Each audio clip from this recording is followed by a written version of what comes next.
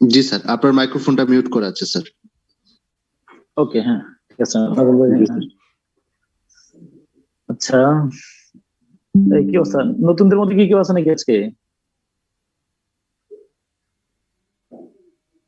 না স্যার, এটা স্যার নতুন নেই, কারণ হলো এটা শুধু আমাদের হ্যাঁ, আচ্ছা, হ্যাঁ। আমরা কতটুকু ছিলাম বলো?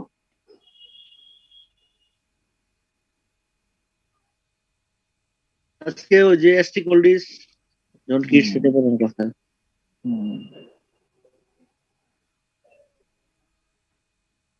আজকে রোমান্টিক পিরিয়ড শুরু হবে স্যার।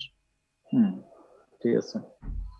রোমান্টিক পিরিয়ডের উইলিয়াম থেকে ওয়ার্ডসওয়ার্থ থেকে, হ্যাঁ।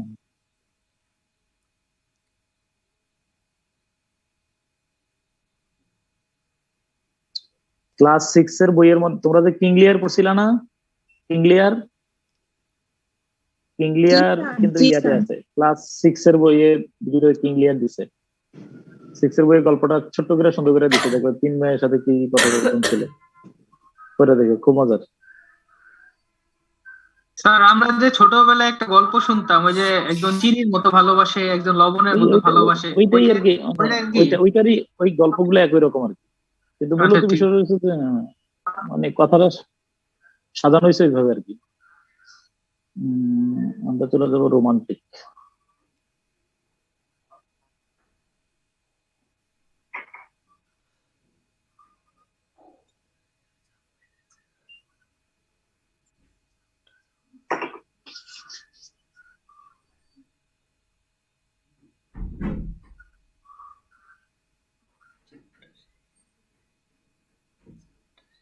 তো খুব ভাইটাল একটা বিষয় ক্লাস রোমান্টিক পিরিয়ড, খুব মনোযোগ দিয়ে শোনো।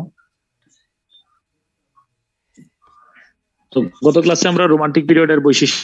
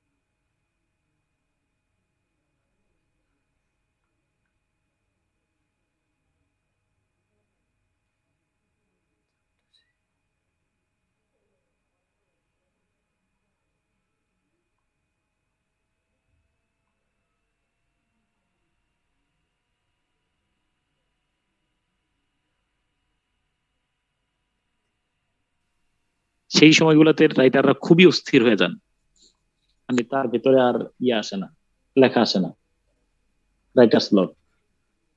যেমন নজরুলের টবল দেওয়ার, নজরুল যদিও লেখা মানে মানসিক সমস্যা ছিল, এটা একটা রাইটার্স ব্লক, মানে লেখালেখি আর আসে না। তো শেষ জীবনে তিনি কিছুই লিখতে পারেননি। তো ওয়ার্ডসওয়ার্থের উপাধি পয়েন্ট অফ নেচার আমি ব্যাখ্যা করব, আগে বলে নেই কি কি পড়াবো। আমি পয়েন্ট অফ নেচার কেন বলা হয় ব্যাখ্যা করব, লেগ পয়েন্ট, তাকে পয়েন্ট অফ চাইল্ডহুড কেন বলা হয় সামান্য কথা বলবো, তার উপাধি লেগ পয়েন্ট, গুরুত্বপূর্ণ তথ্যগুলো একবার রিড আউট করতেছি। তিনি পায়োনিয়ার অফ রোমান্টিক মুভমেন্ট, তিনি বিশ্বাসী, তিনি প্যান্থিস্ট ছিলেন, প্যান্থিস্ট, এগুলো ব্যাখ্যা করব।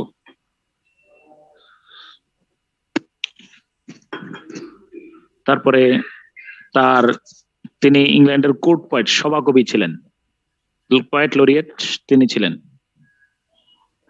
তার বিখ্যাত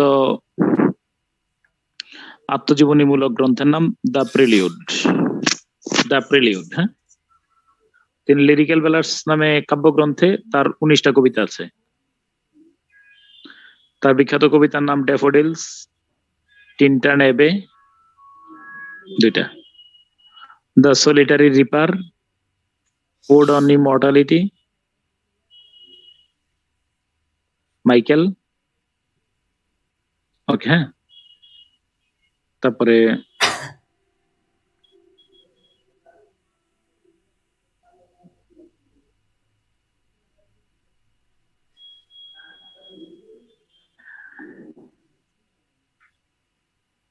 তারপরে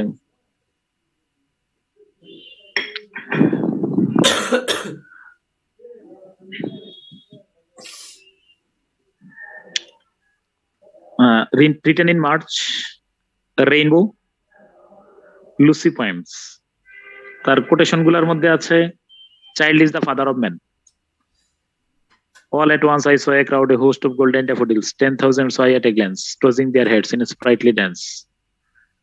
তার কোটেশন হলো nature never did betray the heart that loved her, poetry is the spontaneous overflow of powerful feelings, the music in my heart I bore long after it was heard no more, solitary reaper, the best portion of a good man's life, his little nameless unremembered act of kindness and love, এগুলাই।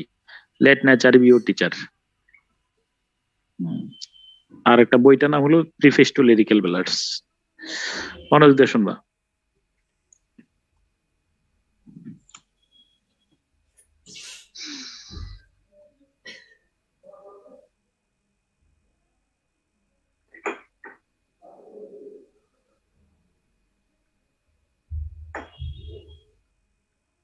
তাকে কেন poet of nature বলা হয়? তিনি William শেক্সপিয়রকে আমরা পড়ছি poet of human nature, আর তিনি হলেন পয়েট অফ নেচার। কবি শেলি তাকে পয়েট অফ নেচার বলছেন কেন? চলো আমরা একটু অ্যানালাইসিস করি।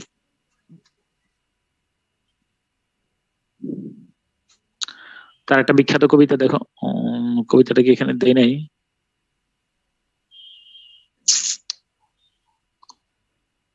দাঁড়াও, দিচ্ছে কিনা দেখে নেই। হ্যাঁ, কবিতাটার নাম হলো daffodils. I wandered lonely as a cloud। তো এটা একটা সিমিলির উদাহরণ। তোমরা এর আগে ক্লাসে পড়ছিলা অ্যাজ লাইক দ্বারা যদি তুলনা করা হয় এটা সিমিলি। সিমিলি হলো comparison between two dissimilar things using the words as or like. As অথবা লাইক ব্যবহার করে দুটি ভিন্ন বিষয়ের মধ্যে তুলনা প্রকাশ করাকে বলা হয় সিমিলি। এর আগে আমরা এটা পড়ছিলাম। দ্য ফ্লিয়া, এটা প্রশ্নটাই ভুল ছিল, প্রশ্নটা ভুল ছিল। আচ্ছা, দ্য ফ্লি। আচ্ছা, I wander lonely as a cloud, আমি একাকী মেঘমালার মতো ভ্রমণ করেছিলাম। I wander lonely as a cloud, কবির মন খারাপ ছিল। কবি এমন একটা পথ দিয়ে হাঁটতেছেন, তুমি জানো উনি জন্মগ্রহণ করছেন লেক ডিস্ট্রিক্ট। লেক ডিস্ট্রিক্টে জন্মগ্রহণ করছেন। লেক ডিস্ট্রিক্ট মানে হলো ইংল্যান্ডের ওই অঞ্চলটা, এই যে লেক ডিস্ট্রিক্ট। এমন একটা অঞ্চলে জন্মগ্রহণ করছেন যেখানে তোমার পাহাড় পর্বতময়। আমি বলছি মোটামুটি আমাদের রাঙামাটির মতো। তো কবি ধরো এরকম এই যে উপত্যকার ভিতর দিয়ে হাঁটতেছেন, বললেন যে আকাশের মেঘমালা, এই যে মেঘমালা দেখছো, আকাশের মেঘমালা যেভাবে উদ্দেশ্যহীন ভাবে হেঁটে চলে, ঘুরে বেড়ায়, ঠিক একদিন কোনোদিন আমি এরকম উদ্দেশ্যহীন ভাবে ঘুরে বেড়াচ্ছি। ঠিক আছে, ঘুরে বেড়াইতে ভালো কথা, এখন কি সমস্যা দেখো।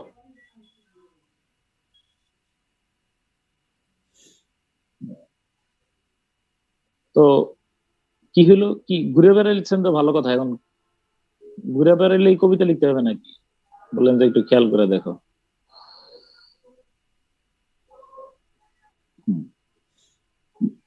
that floats on high over vales and hills, পর্বতের উপর দিয়ে, পাহাড়ের উপর দিয়ে, উপত্যকার উপর দিয়ে মেঘমালা গুলা যে যাচ্ছে, দেখি তো কেউ, দেখি তো তোমাদের গ্রামারের দৌড় করতুক। that floats on high over vales and hills, এটা কোন ক্লজ? কেউ দেখিতে পারলে লেখো তো।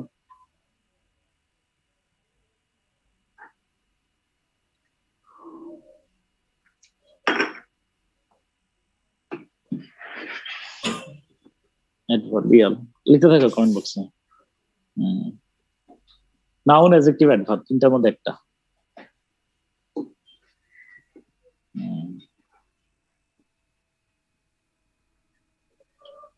থ্যাংক ইউ, অনেক উত্তর আসছে। I wandered lonely as a cloud, এই ক্লাউড হলো নাউন, দ্যাট দ্বারা ওই ক্লাউড নাউনকে বোঝানো হয়েছে। সেটা 11:30 ফোন করবা, 11:30, হ্যাঁ 11:30, হ্যাঁ।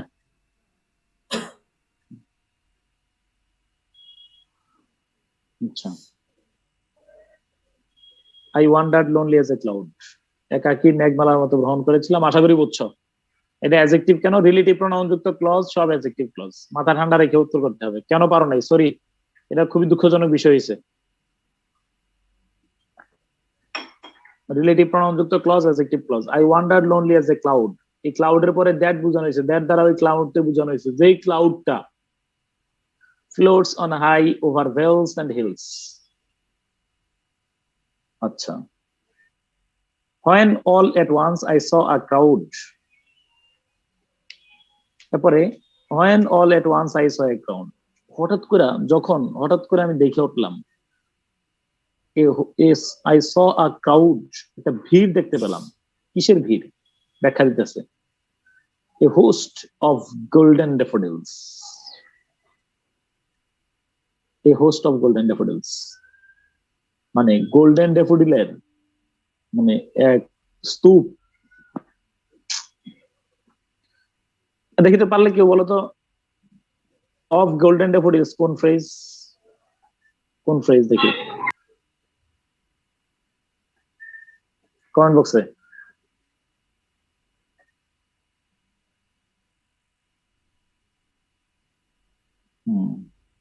অ্যাডজেক্টিভ ফ্রেজ কোন, এটা দেখবা যে লেখা আছে কোন নাউন বা প্রোনাউনের পরে প্রিপোজিশন যুক্ত ফ্রেজ বা পার্টিসিপল যুক্ত ফ্রেজ বৈশাখী নাউন বা প্রোনাউনকে বুঝাইলে এটা adjective phrase. Thank you. A host of golden daffodils beside the lake beneath the trees, ওই যে লেকের পাশে আর গাছগুলোর নিচে, ফ্লাটারিং এন্ড ডান্সিং, হচ্ছে কিনা তারা দুলছিল আর নাচতেছিল, ইন দ্য ব্রিজ, বাতাসে।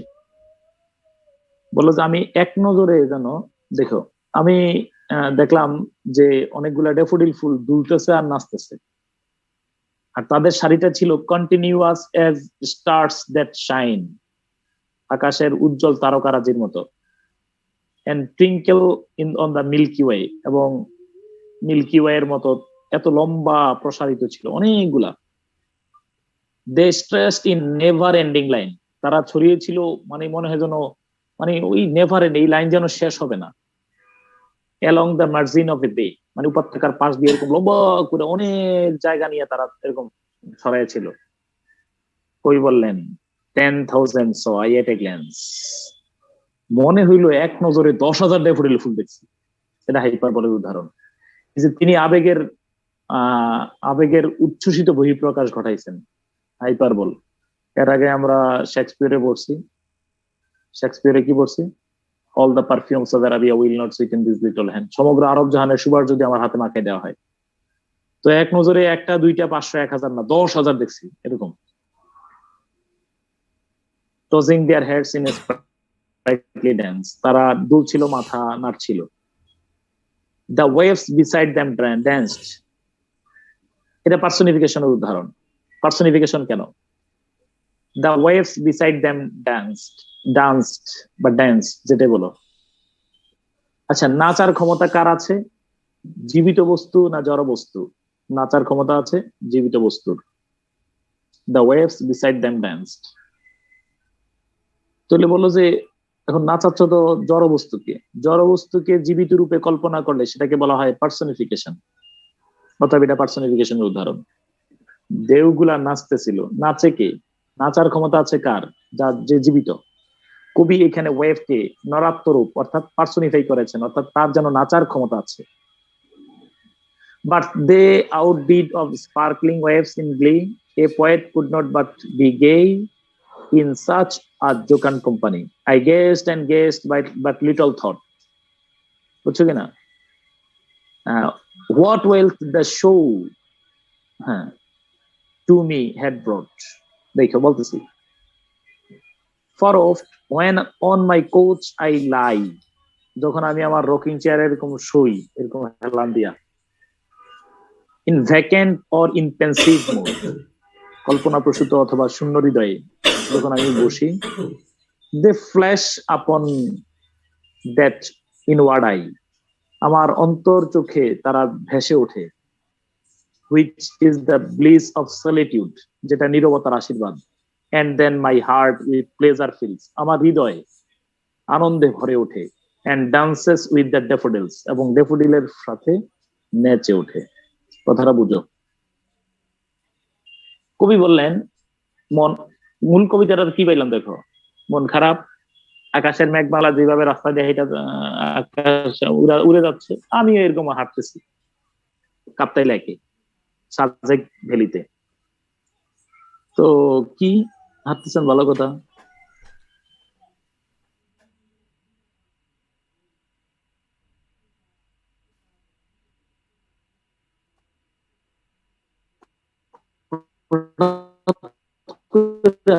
আমি দেখলাম যে অনেকগুলো ডেফোডিল ফুল, আর কি শেষ নাই, মনে হয় যেন আরে ফুল আর ফুল, ফুল আর ফুল।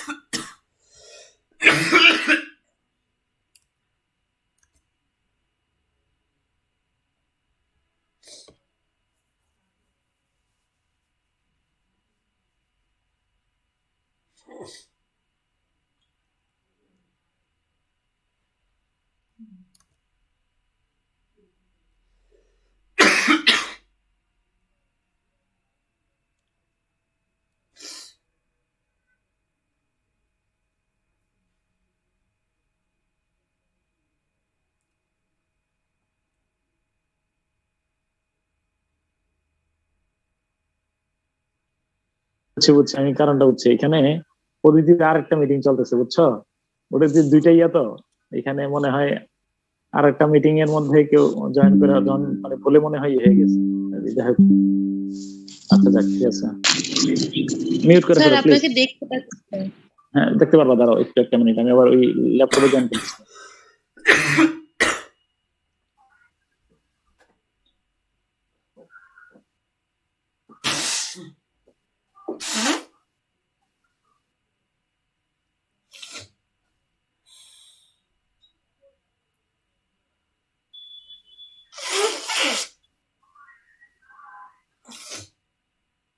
আচ্ছা, সবাই আবার ফিরে আসছে মোটামুটি।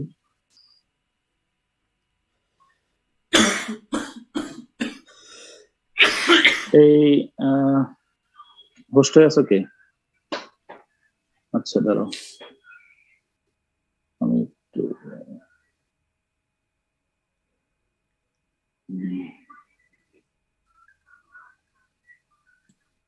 স্যার হোস্ট তো আপনাকে দেখাচ্ছে।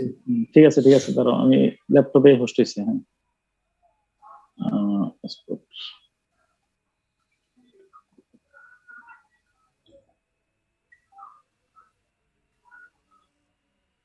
ওকে, হ্যাঁ। তারপরে ও লাস্ট কোন জায়গায় ছিলাম? 10,900 নূর মোহাম্মদ, নূর মোহাম্মদ ভাই,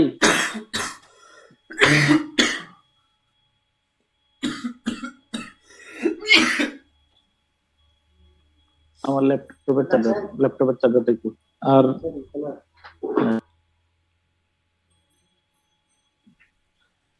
আচ্ছা,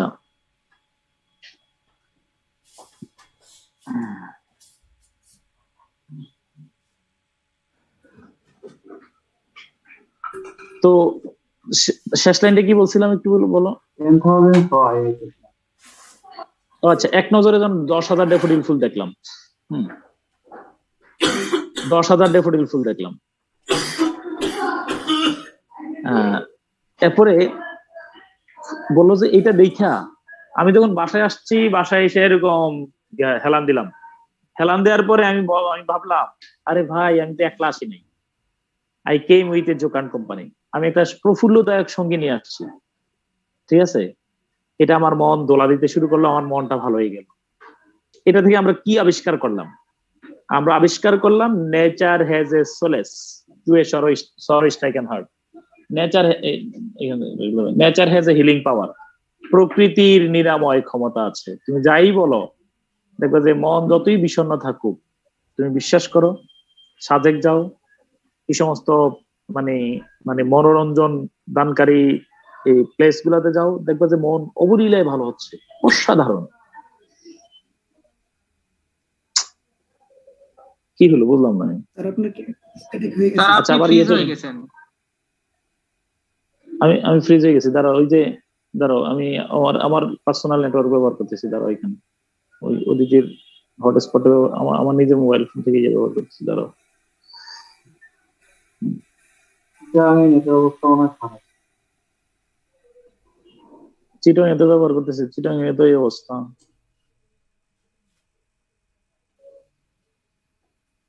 ও দাঁড়াও, এখানে আমার ওইটা থেকে এই নেটওয়ার্ক চলে গেলে কেন নূর মোহাম্মদ?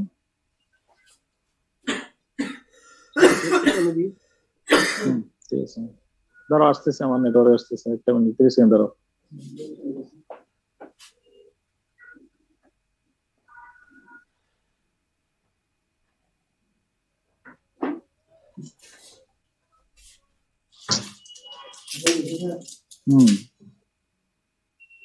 কোন লাইন টেন কি? ও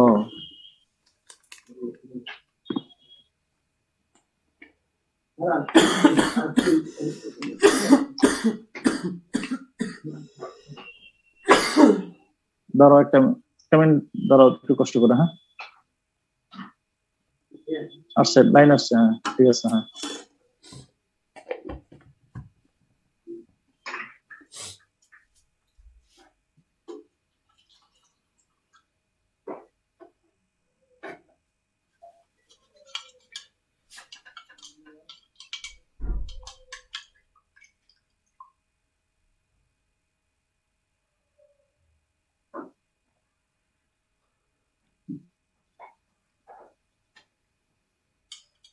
ওকে।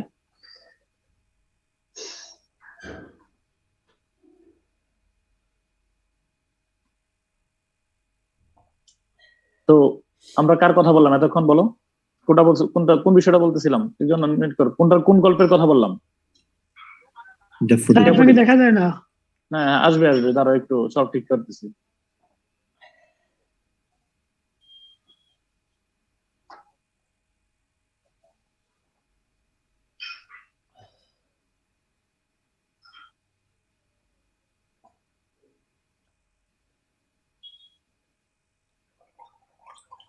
তো ডেফোডিলের মধ্যে আমরা পাইলাম কি, কবি বললেন যে আমাদের একটা মানে মানে প্রকৃতির একটা নিরাময় ক্ষমতা আছে। যে কবির মূল বিষয়টা বুঝো, কবি ওই সাজেক ভ্যালি যাওয়ার পরে কবি যখন ফিরে আসছেন তখন তার ভিতরে ওই মানে ওই যে দেখলেন তিনি যখন একাকী থাকেন, তখন মানে তখন যখন নিরবচ্ছিন্ন ভাবে থাকেন, তখন তার মনের মধ্যে দোলা দিতে শুরু করে কি বলো? ডেফোডিল ফুলগুলা, ডেফোডিল ফুলগুলা। Okay okay. তারপরে এই জন্য তাকে বলা হয় পয়েট অফ কি বলো? নেচার। তাকে বলা হয় পয়েট অফ নেচার, প্রকৃতির কবি। তারপরে দ্বিতীয়ত তার পরিচয় আমরা পাই, তিনি হলেন পেনথিজম। আসে নাই, তোমরা আমার কথা শোনো। পেনথিস্ট মানে কি? পেনথিস্ট মানে হলো সর্বেশ্বরবাদী। তো ভালোই তো যন্ত্রণায় পড়ছি, ধরো একটু।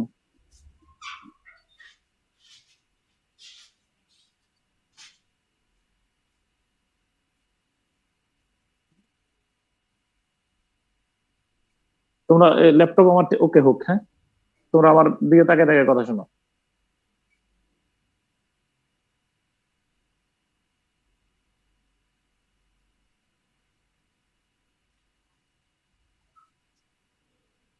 লিটারেচারের ক্লাস একদম নিরবচ্ছিন্ন না হইলে খুব কষ্ট, মানে ধরো ধরে কনসেন্ট্রেশন ধরে রাখা খুব কঠিন। প্রবাবলি ঠিক আছে স্যার। হুম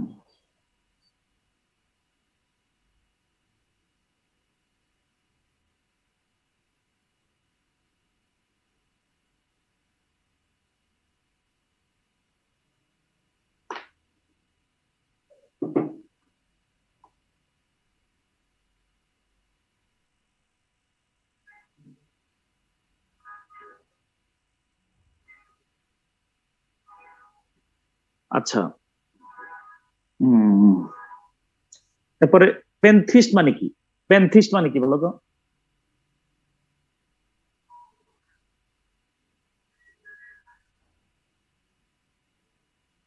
পেনথিস্ট মানে কি? Love between God and nature. প্রকৃতির মধ্যে মহান সৃষ্টিকর্তা বিরাজমান। আচ্ছা, প্রকৃতির মাঝে মহান সৃষ্টিকর্তা বিরাজমান। আচ্ছা, আর কি হতে পারে? Everything is God. ভবিষ্যৎবাদী স্যার। এভরিথিং ইজ ভবিষ্যৎবাদী। স্যার আপনার ডিসপ্লেটা চলে যাচ্ছে কেন স্যার? পিন করে নেবেন। ডিসপ্লে আমি আবার একটু রিস্টার্ট দিতে হবে, ডাউন হলে মনে হয় বারবার নেটওয়ার্কের কারণে হ্যাং হয়ে গেছে। তোমরা আমার আমার এইটারে স্পটলাইট করে দিচ্ছি, দাঁড়াও। আবার পরে পরে ইয়া দেখাবো, আমি গল্পগুলো বলে যাই। আমার স্পটলাইট করে দিচ্ছি, দাঁড়াও এক মিনিট।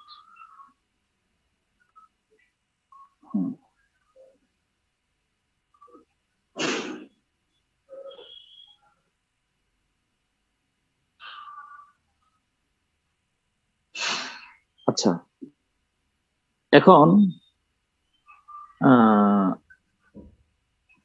তো প্যান্থিজম মানে হলো, মনে রাখবা, পৃথিবীর বিভিন্ন ধর্ম আছে যারা আল্লাহকে বিশ্বাস করেন, স্রষ্টাকে বিশ্বাস করেন, তারা হলেন থিস্ট। যারা স্রষ্টাকে বিশ্বাস করেন না তারা এথিস্ট।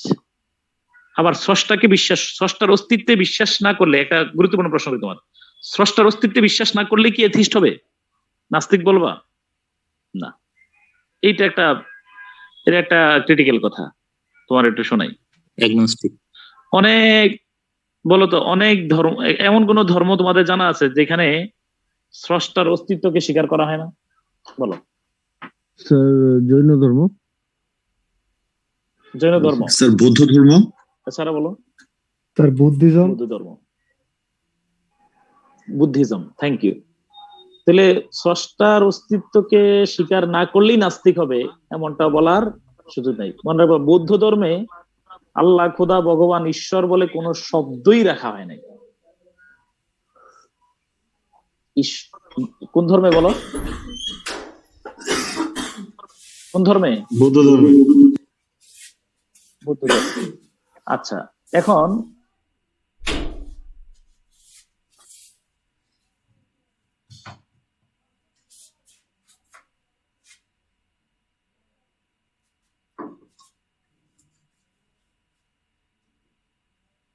স্রষ্টায় বিশ্বাস করেন তারা হলেন থিস্ট।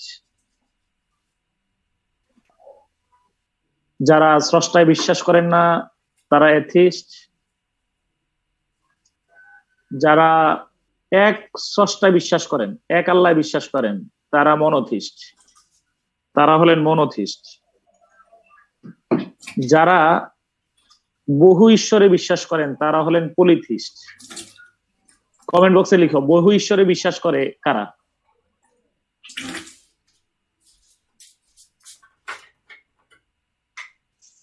স্যার আটকে যাচ্ছেন, আপনি কথা শুনতে পাচ্ছি না। স্যার ফ্রিজ হয়ে গেছেন স্যার। আমি বললাম আমাদের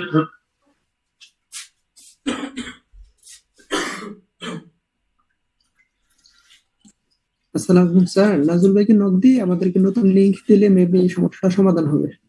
আচ্ছা, দেখ, সমস্যা নেই, দাঁড়াও। এখানে আমি তো মানে রাঙামাটিতে তো ঝামেলা করার করে নেই, চিটং এসে যে ঝামেলা শিকার হচ্ছে। হিন্দুইজম বলে, আরে কি লিখলা তোমরা এটা? হিন্দুইজম কি সনাতন বহু ঈশ্বরে কি হিন্দুইজম বিশ্বাস করে? মোটেও না। না এই যে স্যার, দেখো, আমরা একেশ্বরবাদী বিশ্বাসী স্যার। হ্যাঁ, দেখছি না, তোমাদের সম্পর্কে একটা মিস ইন্টারপ্রিটেশন আছে। তোমরা অনেকে মনে করে তোমরা বহু ঈশ্বরে বিশ্বাস করো, আসলে হিন্দুরা একেশ্বরবাদী। বাংলাদেশে তেমন কোন বহু ঈশ্বরবাদী নাই। আছে তোমার কি, ওই যে এস্কিমু, জুলু, খুফু, এরকম কিছু জিনিস আছে। হিন্দুরা একেশ্বরবাদী। মনে রাখবা, মুসলমানরা একেশ্বরবাদী, হিন্দুরা হইলো যে, যেমন ধরো, হিন্দুরা স্রষ্টার বিভিন্ন রূপ বিশ্বাস করেন, কিন্তু ঈশ্বর একজন। ব্রহ্মা, বিষ্ণু, শিব, নাকি বলো? জি স্যার। মহেশ্বর। মহেশ্বর, হ্যাঁ।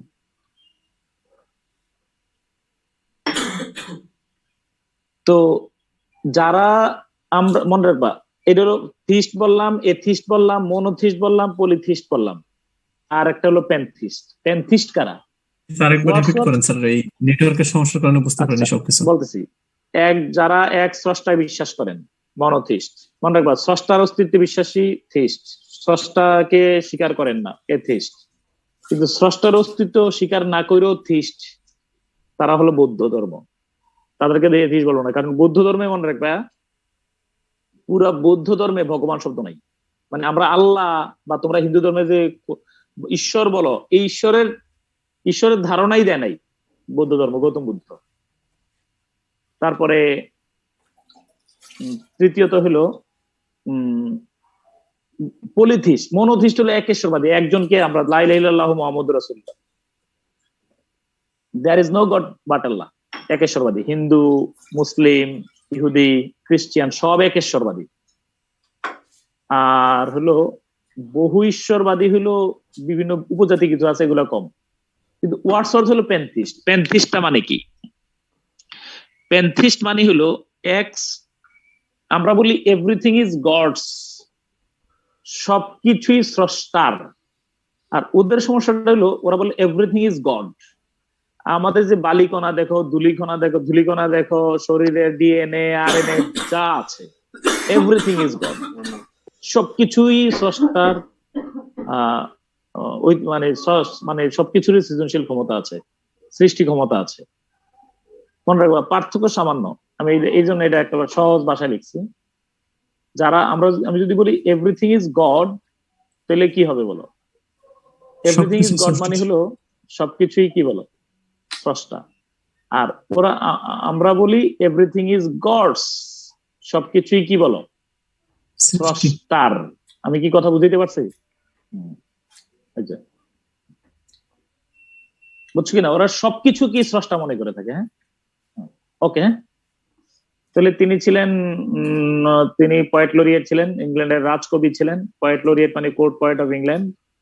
দ্য প্রিলিউড, একটা কথা মনে রাখবা, তার জীবদ্দশায় আমরা বঙ্গবন্ধু শেখ মুজিবুর রহমান একটা বই লিখছেন কারাগারে বৈশা, নাম হলো অসমাপ্ত আত্মজীবনী। তিনিও তার জীবনের যে growth of A poet's mind, তিনি কিভাবে কবি হয়ে উঠলেন, ওয়ার্ডসওয়ার্থ কিভাবে কবি হয়ে উঠলেন, এটার বর্ণনা দিচ্ছেন দ্য প্রিলিউড নামের একটা কাব্যগ্রন্থ। আত্মজীবনী তবে কবিতা লেখা, প্রিলিউড। আবার বলো, আত্মজীবনী তবে কবিতা লেখা। মনে রাখবা, লিরিক্যাল বেলার্স এই কাব্যগ্রন্থ আমরা একটু আগে দেখছি। লিরিক্যাল বেলার্স নামের কাব্যগ্রন্থে তোমার কি আছে? আসসালামু আলাইকুম শ্রদ্ধেয় স্যার, বিশেষ কোনো সমস্যা ছিল? নজরুল ভাই, ওই যে মানে ইয়ে হয়ে গেছিল, কি বলে না, মানে আপনি হঠাৎ চলে করে এসেছেন নাকি? ডিসকানেক্টেড হয়ে সবাই। হ্যাঁ হ্যাঁ হ্যাঁ, লেখা ছিল হোস্ট এন্ড। আচ্ছা ঠিক আছে, চলবে এখন। হ্যাঁ, ওকে। তারপরে লিরিক্যাল, আচ্ছা তাহলে দেখো, লিরিক্যাল বেলার্স এর মধ্যে কবিতা আছে। লিরিক্যাল বেলার্স নিয়ে কথা একটু সামনে রয়ে গেছে, এটা বলবো। লিরিক্যাল বেলার্স একটা, আর প্রিফেস টু লিরিক্যাল বেলার্স আর একটা। আবার কথার উত্তর মিউট করে দাও, আনমিউট করা লাগবে না। লিরিক্যাল বেলার্স একটা বই, প্রিফেস টু লিরিক্যাল বেলার্স আরেকটা বই। লিরিক্যাল বেলার্স এর মধ্যে কবি এমন কবিতা লিখছেন যেটা পাবলিক বোঝে না। বললো যে ভাই কি কবিতা লিখছেন, মাথার উপর দিয়ে যাচ্ছে। তখন ওয়ার্ডসওয়ার্থ আর একটা বই লিখছেন, বইটার নাম হলো প্রিফেস টু লিরিক্যাল বেলার্স। ওইখানে তিনি বলছেন, এই যে প্রিফেস টু লিরিক্যাল বেলার্স, এই দেখো এটা হলো আরেকটা বই। মনে রাখবা, কমেন্ট বক্সে লিখো, লিরিক্যাল বেলার্ড এবং প্রিফেস টু লিরিক্যাল বেলার্ড কি একটা বই না দুইটা বই? প্রথমে তারা দুই বন্ধু মিলে লিরিক্যাল বেলার্স লিখছেন। লোকেরা যখন বুঝে না, তখন ওয়ার্ডসওয়ার্থ আর একটা বই লিখছেন, লিরিক্যাল বেলার্ডের ভূমিকা। বলছেন ordinary life is the best subject for poetry. বুঝছো কিনা? এই যে দেখো, আগের দিনের তারপর everyday language is best suited for poetry, expression of feeling is more important, এবার poetry is the spontaneous overflow of powerful feelings, এরকম। তাহলে দ্বিতীয় বইটার মধ্যে, প্রিফেস টু লিরিক্যাল বেলার্স এর মধ্যে লিরিক্যাল বেলার্ডে কি কি বৈচিত্র্য নিয়ে এসেছেন তার ব্যাখ্যা দিয়েছেন। তাহলে লিরিক্যাল বেলার্ড কাব্যগ্রন্থে টোটাল 23টা কবিতা আছে। একটা হলো 19টা হলো ওয়ার্ডসওয়ার্থের, 4টা হলো কোলরিজের। তোমরা একটু আগে যে আমরা একটা কবিতা অ্যানালাইসিস করছি, এটা হলো কিসের? চা খাচ্ছি, বারবার অনেক কথা বলতেছি তো, মানে 3টা থেকে টানা কথা হতে গলা ব্যথা করতেছে। আচ্ছা, ড্যাফোডিলস হলো I wander lonely as a cloud, এটা বললাম, এটা তোমারে বুঝিয়ে বলছি। স্যার আজকে একটু কম ক্লাস নিয়ে শেষ করেন। ঠিক আছে, মানে 15 পর্যন্ত। হ্যাঁ, টিনটান এবে 2 নম্বর কবিতা হলো টিনটান এবে। এবার টিনটান এবে বোঝার জন্য তুমি আমার দিকে তাকাও আগে। টিনটান এবেটা কি? টিনটান এবে, তোমরা কেউ কোনো সময় সীতাকুণ্ডে যদি কখনো আইসা থাকো, সীতাকুণ্ডে একটা মন্দির আছে, মন্দিরটার নাম হলো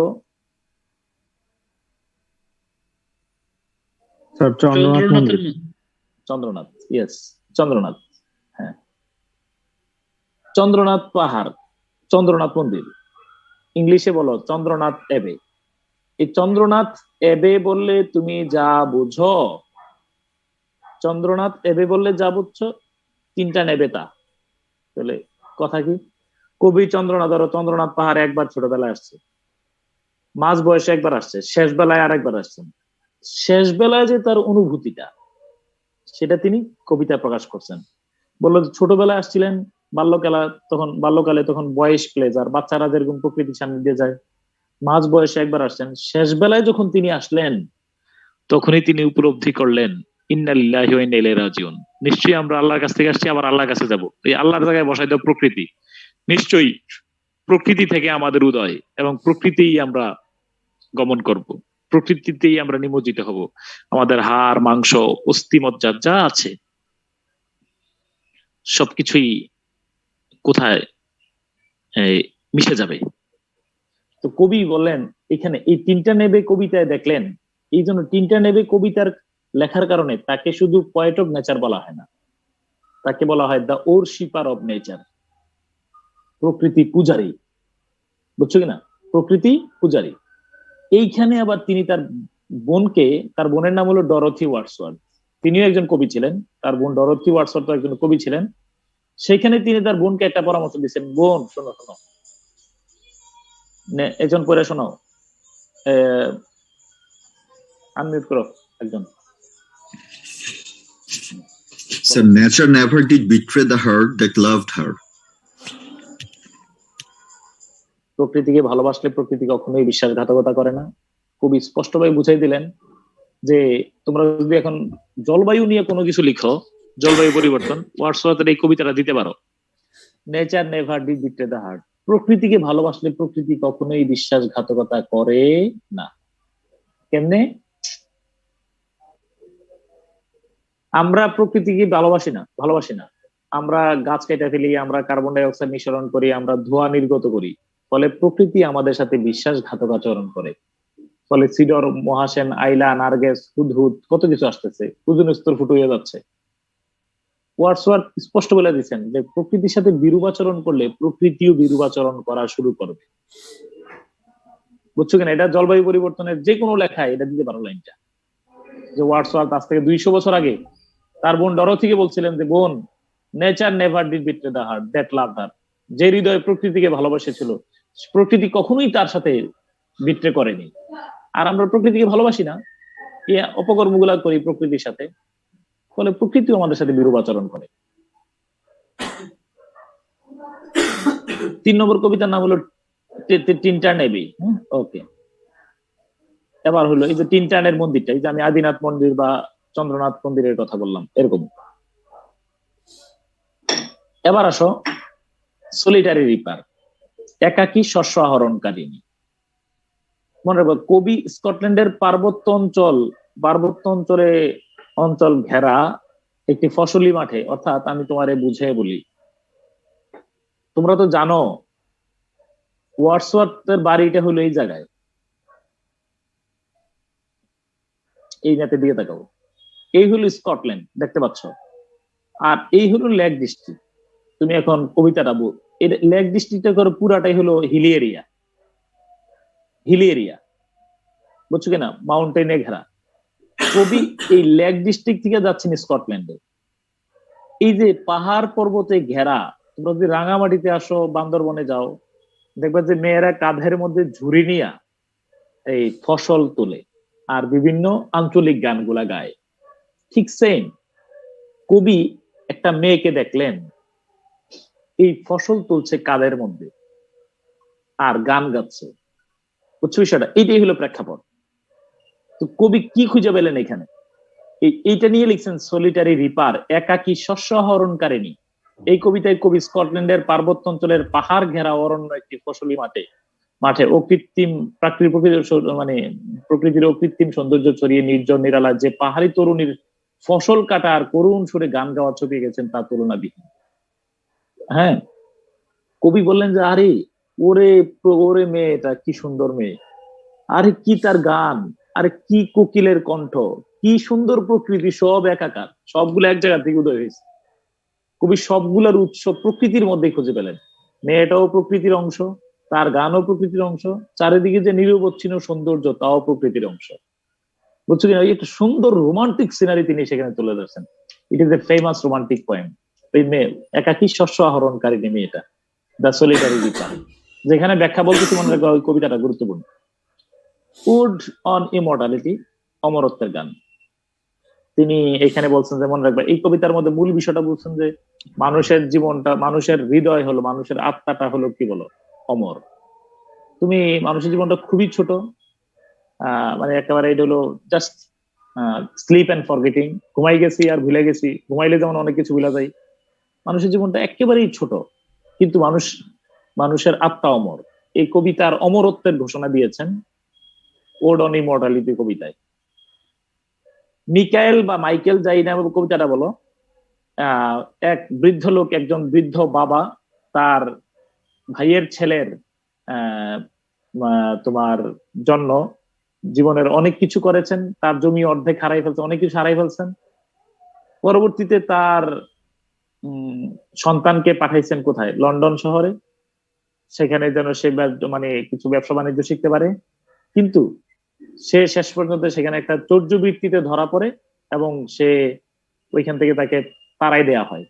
এবং শেষে কি বলো খুব মানে এই বাবা, বৃদ্ধ বাবা একেবারে খুব অনেক কষ্টে তার জীবনটা অতিবাহিত করে। মাইকেল নামের একটা গ্রাম্য বালকের গল্প। রিটেন ইন মার্চ লাগবে না, রেইনবো নামের একটা কবিতা আছে, my heart leaps up. Rainbow নামের কবিতার মধ্যে মনে রাখবা আমরা ছোটবেলায় রেইনবো দেখছি। কবি বললেন যে আমি যখন বাল্যকালে রেইনবো দেখেছি, এই রেইনবো দেখার পরে আমার মনটা উথাল পাতাল ছিল। রেইনবো দেখা এই দেখবা যে ছোটবেলায় যে রংধনুটা উঠছিল, দূরেছি রংধনুর সাথে, রংধনুর রং আমাদের মনে ছুঁয়ে গিয়েছিল।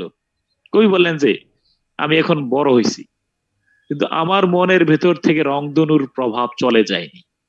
ওই সেখানেও কিন্তু কবিতার মানে প্রকৃতির অপরূপ সৌন্দর্যকে নিয়ে এসেছেন রেইনবো কবিতায়। তবে মাথায় রাখতে হবে রেইনবো নামের উপন্যাস লিখছেন কে? D.H. Lawrence. D.H. Lawrence। এরপরে হলো লুসি পয়েমস। মনে রাখবা এই লুসি নামের এক মেয়ে, Lucy was a young girl who died young, Lucy was English girl who died young. অল্প বয়সে লুসি মারা গেছে। লুসিকে নিয়ে 5টা কবিতা লিখছেন। লুসি যদি বড় হইতো তাহলে কেমন হইতো, পুরো লুসির রূপকল্পটা তিনি অঙ্কন করছেন। এই লুসি কবিতার কারণে অনেকে তাকে কিন্তু পয়েট অফ চাইল্ডহুড মনে করে। আবার এই কবিতাগুলো তার গুরুত্বপূর্ণ। কথা শুনে দেখো আবার কি কি, daffodils, I wander lonely as a cloud, 3টা নেভে এবং এটার কোটেশনটা, তারপরে সলিটারি রিপার। মোস্ট ইম্পর্টেন্ট এই 3টা কবিতা, এটা বলা যাবে না। আর বারবার আসবে রেইনবো নামে কবিতা কে লিখছেন, আর লুসিকে নিয়ে কবিতা কে লিখছেন, এগুলা প্রশ্ন। আমরা এর আগে জেনে আসছি ড্যাফোডিল নামের আর একটা কবিতা আছে, 2 ড্যাফোডিলস, এটা রবার্ট হেরিক লিখছেন। Child is the father of man, ঘুমিয়ে আছে শিশুর পিতা সব শিশুরই অন্তরে, ওয়ার্ডসওয়ার্থের একটা বিখ্যাত কথা। আমারে বলবা প্যারাডক্স। এখন আমার একজন বলো, what do you mean by paradox? কেউ যদি জানা থাকে তাহলে আনমিউট করে বলতে পারো, জানা না থাকলে বলার দরকার নেই। স্যার ইলজিক্যাল স্টেটমেন্ট হলে ওটাকে প্যারাডক্স বলবো। ইলজিক্যাল হইলে, কিন্তু ইলজিক্যাল হইলে তো হবে না, সাথে তো আরো কিছু লাগবে। এক বাক্যে স্যার অপোজিট ধরনের কথা বলা স্যার, মানে দুই এন্ড থেকেই স্যার অপোজিট ধরনের কথা। স্যার প্রথমে ইলজিক্যাল মনে হলো, পরে সেটার একটা মানে লজিক্যাল মিনিং ধারণ করা হবে। Thank you so much. আচ্ছা, আমি বললাম যে ঘুমিয়ে আছে শিশুর পিতা সব শিশুরই অন্তরে। আরে ভাই কি বললেন? শিশুর মধ্যে ঘুমায় আছে শিশুর পিতা, এটা কথা বললেন? ওই শিশুর তল্লাশি টল্লাশি করে বললাম যে একটা ফাও কথা বলছেন ভাই, ওর ভিতরে কোনো পিতা আমি খুঁজে পাই নাই। আপনার কথা কি এটা কথা হইলো? শিশুর মধ্যে শিশুর পিতা ঘুমায় আছে, কই আমার বের করে দেখান। This is a very illogical speech. After little bit of thought, একটু সামান্য চিন্তার পরে দেখি যে না ভাই ঠিকই তো বলছেন, এই ছেলের মধ্যেই তো পরবর্তী প্রজন্মের বীজ লুকায়িত আছে। Self contradictory speech. প্রথমে শুনলে মনে হবে ইলজিক্যাল, কিন্তু একটু গভীর ভাবনার পরে মনে হবে it is very logical. Passions is bitter but it's fruit is sweet. ধৈর্য তিক্ত, ফলাফল মধুর। ভাই এটা কোনো কথা বললেন? জিনিসটা বললেন তিতা, ফলাফল কেমনে মধুর হয়? আমরা জানি তিতা জিনিসের ফলাফল মধুর। আমি বললাম যে কিল ঘুষি খাওয়া কষ্টের, ফলাফল মধুর, হইলো কোনো কথা? জিনিস কষ্টের, ফলাফল কষ্টের। Contradictory speech. ও আচ্ছা আচ্ছা, ধৈর্য তিক্ত, ধৈর্য ধরাটা কষ্টের, কিন্তু ফলাফলটা একটু যদি ধৈর্য ধরে এখন পড়া শুনতেছি, পড়তেছি, প্রিলি পাস করতেছি, বিসিএস ক্যাডার হচ্ছে, তাহলে প্রথমে শুনলে ইলজিক্যাল মনে হবে, গভীর ভাবে ভাবলে মনে হবে লজিক্যাল। এটার নাম প্যারাডক্স, প্যারাডক্সিক্যাল সাজিদ, দেখবা যে বই আছে।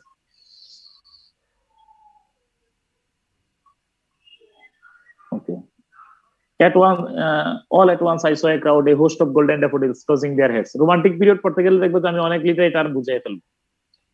All at once I saw a crowd, a host of golden daffodils tossing their heads in sprightly dance. 10,000 saw at a glance. এক নজরে যখন 10,000 ড্যাফোডিল ফুল দেখলাম। এক নজরের জন্য কি দেখলাম? 10,000। এটা হাইপারবলের উদাহরণ। আমি কি বুঝাইতে পারছি তোমাদেরকে হাইপারবল? কমেন্ট বক্সে বলো ইয়েস অর নো। হাইপারবল বুঝাইতে পারছে কিনা? ওকে, আচ্ছা। Nature never did betray the heart that loved her. প্রকৃতিকে ভালোবাসলে প্রকৃতি কখনোই কি করে না বলো? বিশ্বাসঘাতকতা করে না। এটা কোন কবিতা থেকে নিছে? তিনটা নেবে। এখন মনে রাখবা একটা কথা, এখানে আমি কয়েকটা, আচ্ছা এই দুইটা বিষয়ে আমার দুইটা টার্ম এখানে বুঝাই ফেলি। হাইপারবলটা হলো যখন বাস্তবের চেয়ে অনেক বেশি অতিরঞ্জিত করে বলে, বাস্তবের চেয়ে অনেক বেশি অতিরঞ্জিত করে বলে, সেটার নাম কি বলো? হাইপারবল। এক নজরে 10,000 ফুল দেখলাম, all the perfumes of Arabia, সমগ্র আরব জাহানের সুবাস যদি আমার হাতে মাখাই দেওয়া হয়, আরে ছোট্ট হাত, এটার সাথে সমগ্র আরব জাহানের সুবাস তুলনা হয়, যখন অতিরঞ্জিত তুলনা হয়, এটার নাম কি বলো? হাইপারবল। আচ্ছা, দুইটা ছোট্ট প্রশ্ন। তোমরা লিরিক্যাল ব্যালাডস পড়তেছো, আমি মার্ক করে রাখছি। এখন আমার প্রশ্ন হলো, what is lyric and what is ballad? কে বলবা? জানা থাকলে বলো আনমিউট করে। লিরিক কি আর ব্যালাড কি? স্যার লিরিক হচ্ছে স্যার গীত কবিতা, আর ব্যালাড হচ্ছে স্যার শোকগাথা। যেমন উদাহরণ দিয়ে বলো। শোকগাথা বলতে স্যার জসিমউদ্দিনের স্যার কবর কবিতা। এটা তো শোকগাথা না, শোকগীতি তো হলো এলিজি।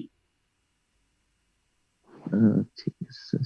লোককথা মানে প্রচলিত প্রবাদগুলো বা প্রচলিত গল্পগুলো, এটাই তো স্যার ব্যালেট।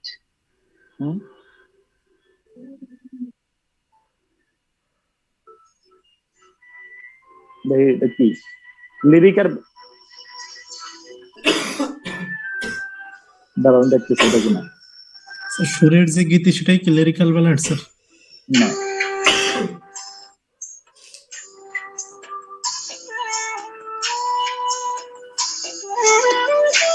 দাঁড়াও, লিরিক্যাল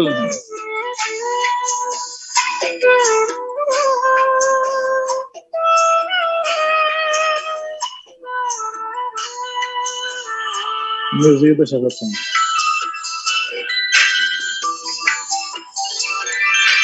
বাঁশবাগানের মাথার উপর চাঁদ উঠেছে, মা গো আমার 16 কলা কাজলা দিদি। বাঁশবাগানের মাথার উপর চাঁদ উঠেছে, মা গো আমার 16 কলা কাজলা দিদি। এটা লিরিক বলো, এটা লিরিক বলো, কি বুঝছো? শেষের দিকে মিল আছে স্যার। না না, লিরিক হলো এমন কবিতা। কাজলা দিদি কি কবিতা পড়ো নাই? যে কবিতা গান আকারে গাওয়া যায় তার নাম lyric. Lyric is a kind of poem that with song like quality.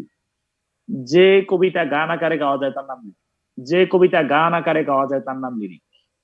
Ballad কি? আখ্যান কবিতা। তুমি মনে রাখবে যে আমি কিন্তু এগুলো লিটারেচার পড়ানোর সময় আমি সংজ্ঞাগুলো যা যা বলতেছি তা দেখাই যাব, কিন্তু আর ব্যাখ্যা করব না। তুমি তো বুঝছোই, আলো আমার আলো, আলোয় ভুবন ভরা, লিরিক। চল চল চল ঊর্ধ্ব গগনে বাজে মাদল, লিরিক। সবচেয়ে বড় লিরিকের নাম হলো আমার সোনার বাংলা আমি তোমায় ভালোবাসি, এটা ছিল কবিতা, গান আকারে গাওয়া যায়, এটার নাম লিরিক। আমি আশা করি বুঝতে পারছি। গীতাঞ্জলি সব কবিতা লিরিক। ব্যালাড হলো, যেমন ধরো, এগুলো কিন্তু সংজ্ঞা তোমার লেখার দরকার নেই, তুমি শুধু আগে শুনে নাও। আমি প্রথম চান্স দিচ্ছি তো, যেন তুমি দ্বিতীয়বার শুনলেই বুঝো। ব্যালাড হইলো আখ্যান কবিতা বা আখ্যান কবিতা বলতে পারো। কেমন, হৈমন্তী নিশ্চয়ই পড়ছো তোমরা। হৈমন্তী, হৈমন্তী তো ছোট গল্প, করুণ রসের কোন ছোট গল্প। হৈমন্তীকে যদি তুমি কবিতায় লিখো, হৈমন্তীকে যদি তুমি কবিতায় রূপদান করো, এটার নাম হবে ব্যালাড। ওই যে নকশিকাথার মাঠ, সুজন বাদিয়ার ঘাট, ময়মনসিংহ গীতিকা, একটু পরে আমরা পাবো the rime of the ancient mariner. অর্থাৎ তোমার বলা রাখি, লিরিক্যাল ব্যালাডস এই 23টা কবিতার মধ্যে কতগুলা লিরিক, কতগুলা ব্যালাড, কতগুলো এরকম ছোট ছোট কবিতা, এই কবিতার গান আকারেও গাইতে পারবো ইচ্ছে করলে, আবার কতগুলো আখ্যান কবিতা, এরকম বড় বড় কোনো গল্প, যেমন একটু পরে পড়বো rime of the ancient mariner. আমি লিরিক্যাল ব্যালাড বুঝেছি। এখন তোমরা তো জানছো এই লিরিক্যাল ব্যালাডস এর ভূমিকা ওয়ার্ডসওয়ার্থ লিখছেন একটা আলাদা বই, বইটার নাম বলো preface to lyrical ballads. Wordsworth বলেন যে ভাই তোমরা কি জানো কবিতা কারে কয়? দেখো ওয়ার্ডসওয়ার্থের কবিতা সংজ্ঞাটা একটু আমার কাছে শোনো। ওয়ার্ডসওয়ার্থ বললেন কবিতা হইলো, ধরো আমাদের হৃদয়টাকে ধরলাম একটা নদী, হৃদয়ের দুই কূলে পানি প্রবাহিত হয়, কোনো সমস্যা নাই, কিন্তু হৃদয়ের দুই কূল উপচে যদি পানি প্রবাহিত হয় এটার নাম কবিতা। এই পানি মানে আবেগ, ভালো করে বুঝো, হৃদয়ে আবেগ প্রবাহিত হয়, কোনো সমস্যা নাই। হৃদয়ের দুই কূল উপচে আবেগ প্রবাহিত হয়েছে, এর লিখিত রূপের নাম কবিতা। কথাটা কি বলছে দেখো, poetry is the spontaneous overflow of powerful feeling. এই দেখো, poetry is the spontaneous overflow of powerful feeling. আবেগের শক্তিশালী বিস্ফোরণের নাম হলো কবিতা। তুমি চাইলেই কবিতা লিখতে পারবে না। তুমি কোনো কবি একদম তুমি নিয়ে ধৈর্য বসা দিচ্ছ না, কবিতা হবে না। এটা নদীর জোয়ারের মতো, সন্তান প্রসবের মতো অপরিহার্য বিষয়। এটা কবিতা যখন তার আসবে কেউ থামায় রাখতে পারবে না, চাইলেই সে আবার কবিতা বের করতে পারবে। এই হলো বিষয়।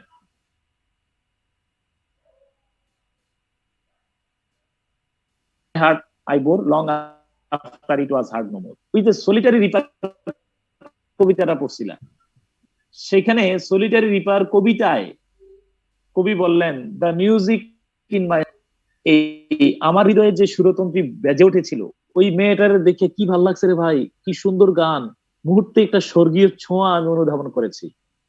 Long after it was heard no more, কিছুদিন পরে আমি এটা ভুলে গেছি। মনে রাখবো আমাদের জীবনের সুখ স্মৃতি, এরকম ছোট ছোট অনেক সুখ স্মৃতি থাকে যেটা আমরা পরে আর মনে রাখতে পারি না। যদি বলো ওয়ার্ডসওয়ার্থের একটা চমৎকার লাইন বলেন মনে রাখার জন্য, পরীক্ষার জন্য না, জীবনের জন্য, তাহলে the best portion of a good man's life is little nameless unremembered act of kindness and love. খাতার উপরে লেখা রাখবা একজন ভালো মানুষের উৎকৃষ্ট অংশ কোনটা। ওয়ার্ডসওয়ার্থ বললেন his little nameless unremembered act of kindness and love. এমন ছোট, এমন ভালো কাজ যেটা খুবই ক্ষুদ্র, যেটা যেটা মনেও রাখি না আমরা, আর যেটার জন্য তেমন কোনো পুরস্কারও পাওয়া হয় না। আবার বললাম, তুমি রাস্তা দিয়ে হেঁটে যাচ্ছ, রাস্তা দিয়ে মোটরসাইকেলে যাচ্ছ, দেখলা একটা ইটের টুকরা পড়ে আছে বাজে ভাবে, যে কোনো কেউ আঘাতপ্রাপ্ত হইতে পারে। তুমি আধা কিলোমিটার দূরে চলে যায় আবার ফিরে আসছো, আসার পরে তুমি ইটের টুকরাটা সরাই দিলা। এই লিটল নেমলেস আনরিমেম্বার্ড অ্যাক্ট, এটার জন্য কেউ পুরস্কার দেয় নাই, হাততালি দেয় নাই, বা হাবা দেয় নাই, তোমার মনে নাই। বললো যে একজন ভালো মানুষের জীবনের এইটাই সর্বোৎকৃষ্ট অংশ। আবার বললাম, যেই ভালো কাজটা লোক চক্ষুর অন্তরালে আমি করি, এটা একজন ভালো মানুষের সর্বোৎকৃষ্ট অংশ। অসাধারণ কথা, কেউ নাই, আমি অনেক ভালো কাজ করলাম। রুমের মধ্যে তুমি বের হয়ে চলে আসছো, এই ইয়াতে পানি নাই, ফিল্টারে পানি নাই, 2 বোতল পানি, 2 জগ পানি ঢেলা দিয়ে গেলা, এই জন্য যে ওরা যদি এসে ইয়ে করলা, ওয়াশরুমে বালতিটা খালি পুরে দিয়ে গেলা, যদি পানি না থাকে কোনো ভাই যদি অসুবিধায় পড়ে, এই যে কেউ দেখে নাই, এটা তোমার জীবনের সর্বোৎকৃষ্ট অংশ। এবং এগুলার রিওয়ার্ড পাইবা, অবশ্যই রিওয়ার্ড পাইবা, অবশ্যই পাবে। তাহলে the best portion of a good man's life is little nameless unremembered act of kindness and love. তারপরে লিটারেচার, ওই দেখো মানবিক দৃষ্টিভঙ্গিটা এই জায়গার গুলো আমাদেরকে। Our birth is but a sleep and forgetting. আসলে জীবনটা মনে হয় জীবনের সামারি মনে হয় এইখানে বলে দিয়ে গেছে। কি যে লাগে মাঝে মধ্যে বাড়িতে গেলে খুব ভীষণ নস্টালজিক হই। আওয়ার লাইফ আওয়ার বার্থ, একটা বিশ্বাস করো তুমি তোমার জীবন যদি 25-26 বছর হয়, 20 বছর আগে যাও, এত স্মৃতি মনে হয় সব স্বপ্নে চলে গেছে, সব মনে হয় স্বপ্ন। এই আব্বা আম্মা ছিল, ভাই বোন ছোট ছোট ছিল, ঘরগুলা কেমন ছিল, বিল্ডিং টিল্ডিং কম ছিল, মাছ ধরতাম, আহারে স্মৃতি। Our birth is sleep and forgetting, ঘুমায়া যাওয়া আর ভুলা যাওয়া, একবার সব বিস্তৃত। পিছনে যে বলছিলাম না, যা পিছনের দিকে তাকাই বা মনে হয় সব স্বপ্ন, ধূসর অতীত। ওই যে মানুষটা মারা গেছিল মনে রাখবে, তোমার সাথে স্বপ্নে দেখা হয়েছিল, পিছন দিয়ে তাকাইলেই একটা মানে খুব, এই ধরো যখন আব্বা আম্মা ছিল না, মানে তখন কত ইয়ে ছিল, এখন মনে হচ্ছে সব স্বপ্নে দেখছি কিনা, আব্বা আম্মা কি স্বপ্নেই ছিল জীবনে, এই আর কি। পিছনের অংশটা একেবারে ধূসর অতীত হয়ে যায় এবং তোমার একটা বিবর্ণ স্বপ্নে পরিণত হয়। তো ওয়ার্ডসওয়ার্থের একটা বিষয় তোমার ভালো লাগবে। ওয়ার্ডসওয়ার্থ বলছেন যে মানুষ যদি কবিতা লিখে, কবিতা লেখা চারটা অপশন: অবজারভেশন, রিকলেকশন, মেডিটেশন, কম্পোজিশন। কথা শোনো, কবিতা ওয়ার্ডসওয়ার্থ বললেন তুমি চাইলেই ভাই কবিতা লিখতে পারবে না। একজন লেখক মানে পোয়েটিক প্রসেসটা কি? চারটা। বললো যে কবি প্রথমে দেখে, observation, second recollection, third meditation, fourth composition. দেখিনু সেদিন রেলে কুলি বলে এক বাবু সাপ তারে ঠেলে দিল নিচে ফেলে। কি ঘটনা দেখো, দেখিনু সেদিন রেলে কুলি বলে এক বাবু। নজরুল কি দেখি কবিতা লিখে ফেলছেন?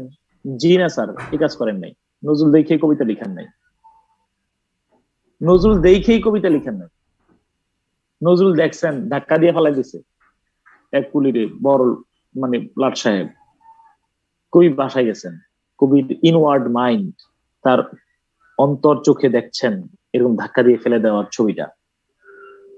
কবি ভাবলেন আরে কুলি কত পরিশ্রম করে, আর তার এইভাবে আমরা ফেলে দেই, এইভাবেই ইয়ে করি। কবি স্মৃতিচারণ করলেন এবং মেডিটেশন করলেন যে এইভাবেই করে, এমন করে কি জগৎ জুড়ে মার খাবে দুর্বল। এই মেডিটেশন করে যা লিখছেন তা কবিতা।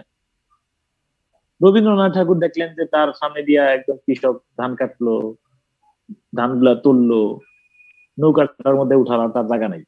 এই দৃশ্য দেখে কবিতা লিখেন নাই, বাসায় গেছেন। এই স্মৃতিটা তার রিকলেকশন মাথায় আসলো। আসার পরে কবি দেখলেন আরে তুলে দুইটা মানুষের জীবন এরকমই, ঠাই নাই ছোট সেতুরি আমার এই সোনার ধানে গিয়েছে। তিনি দেখলেন মহাকাল, এই যে এই ভাবটা নিয়ে আসছেন, মহাকাল মানুষকে গ্রহণ করে না, তার কর্মকে গ্রহণ করে। তাহলে চারটা প্রসেস কি অসাধারণ। দেখো তুমি একজন কবি প্রথমে দেখেন, তারপরে তিনি স্মৃতিচারণ করেন, তারপরে তিনি বাসায় গিয়া তিনি মেডিটেশন করেন, তারপরে যা লিখেন তার নাম কবিতা। হ্যাঁ জানি,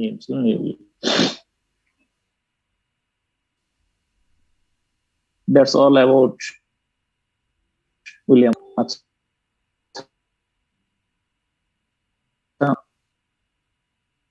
এসটি কলেজ, এটা খুব সময়, আমি তাড়াহুড়া করতে চাই না, সময় আছে। তোমরা কি আমি কি খুব দূরে শেষ করে দেবো? কারণ তোমাদের কমিটেড ক্লাসের চেয়ে বেশি ক্লাস হয়ে যাচ্ছে। না স্যার, স্লোলি স্পিক করেন। আমি কি একটু মানে এগুলো, কারণ ক্লাস তো যেই ক্লাস ঘোষণা দেওয়া হয়েছিল এগুলো তো শেষ হয়ে যাওয়ার পরে রোমান্টিক নিয়ে একটা ক্লাস হওয়ার কথা ছিল। আচ্ছা একটু বুঝে যাই, সময়ও তো আছে, সমস্যা নেই। একবার দেখবো যে গাইথা যাবে, যখনই পড়ো কারোর সাথে শেয়ার করতে গেলে হয়ে যাবে। স্যার লিটারেচার ক্লাসগুলো স্যার খুব ভালো লাগে স্যার, আস্তে ধীরে শেষ করলে মনে হয় আমাদের জন্য ভালো হবে স্যার। আচ্ছা ঠিক আছে, হ্যাঁ আচ্ছা হ্যাঁ ওকে। আচ্ছা, তারপরে অনেক প্রেসার থাকলেও আপনার ক্লাস করলে ওই টাইমটাতে অনেক ভালো রিল্যাক্স ফিল হয় এবং অনেক ভালোও লাগে। আচ্ছা ঠিক আছে, হ্যাঁ। এবার শোনো, এসটি কলেজ নিয়ে যে তথ্যগুলো তোমার বিশ্লেষণ করবো। পুরো নাম স্যামুয়েল টেইলর কলিজ। পয়েন্ট অফ সুপারন্যাচারালিজম কেন বলা হয় বুঝাই বলবো। ওয়ার্ডসওয়ার্থের ঘনিষ্ঠ বন্ধু ছিলেন, এরিক টেট ওপিয়াম ছিলেন, আফিম খেতেন, তবে তাকেও আমরা লেগ পোয়েট বলবো, আগে জেনে আসছি। তিনিও লেগ ডিস্ট্রিক্টে জন্মগ্রহণ করছেন। কেন আফিম খেতেন ব্যাখ্যা বলবো। বায়োগ্রাফিয়া লিটারেরিয়া কি ব্যাখ্যা বলবো। তার কবিতা পাঠ করলে উইলিং সাসপেনশন অফ ডিসবিলিফ কেন তৈরি হয় এটা বুঝাই বলবো। Rime of the ancient mariner আর হলো কুবলা খান, এই দুইটার গল্প বলবো, ঠিক আছে? আচ্ছা, আর দুইটা এমনি পয়রা শোনাবো, গল্প বলবো না, ডিজেকশন এন্ড নোট। তার কবিতার কোটেশন গুলা বলবো, ওয়াটার ওয়াটার এভরিহোয়ার, তারপরে alone alone all all alone, he prayed best to love best. এই এবার আমার কাছ থেকে শোনো। হ্যাঁ, দাওয়াত যখন দিই তখনই দাওয়াত, সমস্যা নেই। নাম হলো স্যামুয়েল টেইলর কোলরিজ, মনোযোগ দিয়ে শোনো। স্যামুয়েল টেইলর কোলরিজ পুরো নাম। তাকে আমরা লেক পোয়েট বলতে পারি, কারণ তিনি এবং ওয়ার্ডসওয়ার্থ লেক ডিস্ট্রিক্টে বসবাস করতেন। সেকেন্ড, থার্ড হলো তাকে বলা হয় পয়েট অফ সুপারন্যাচারালিজম, অতি প্রাকৃতের কবি। অর্থাৎ তিনি তার অসংখ্য কবিতায় অতি প্রাকৃতের বর্ণনা দিয়েছেন। অতি প্রাকৃত মানে হলো অলৌকিক, অলৌকিক মানে সুপারন্যাচারাল। সুপারন্যাচারাল মানে কি? যেমন রবীন্দ্রনাথ ঠাকুরের ছোট গল্প নিশ্চয় পড়ছো, অতি প্রাকৃত ছোট গল্প, ক্ষুধিত পাষাণ, জীবন অমৃত, কঙ্কাল, নিশীথে, এগুলোর মধ্যে অলৌকিক ঘটনার বর্ণনা দেয়া আছে। এগুলা অতি প্রাকৃত ছোট গল্প। ইংরেজি সাহিত্যে যিনি তার অনেক লেখায়, অনেক কবিতায় এরকম অলৌকিক ঘটনার বর্ণনা নিয়ে এসেছেন, তাকে বলা হয়, তিনি হলেন কোলরিজ, এবং তাই তাকে বলা হয় পয়েট অফ সুপারন্যাচারালিজম। বুঝবো, আমরা একটা কবিতা অ্যানালাইসিস করলে সামনে বুঝবো। তিনি অবিশ্বাস্য, তার কবিতা পড়লে উইলিং সাসপেনশন অফ ডিসবিলিফ যে কথাটা আছে, তার কবিতা পড়লে কেন পাঠকে মানে অবিশ্বাস্য বিষয় বিশ্বাস করতে শুরু করে। আমি একজন সচেতন পাঠক, আমি কুসংস্কার অলৌকিক ঘটনার বিশ্বাস করি না, এই সমস্ত অলৌকিক কথা, কিন্তু কোলরিজের কবিতা পড়লে বিশ্বাস করি। তোমরা কি কেউ বিশ্বাস করবা যে কেউ মানুষ মারা গেলে জীবিত হয়? না, বিশ্বাস করি না, এটা ফালতু কথা।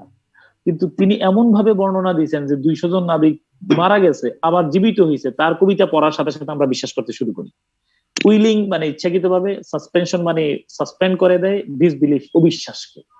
অর্থাৎ মানুষ তার কবিতা পড়লে অবিশ্বাস্য বিষয়গুলাকে বিশ্বাস করতে শুরু করে। অর্থাৎ মরা মানুষ আবার জীবিত হয়েছে, এটা তুমি বিশ্বাস করো, আমরা বিশ্বাস করি তার কবিতা পড়ার পরে।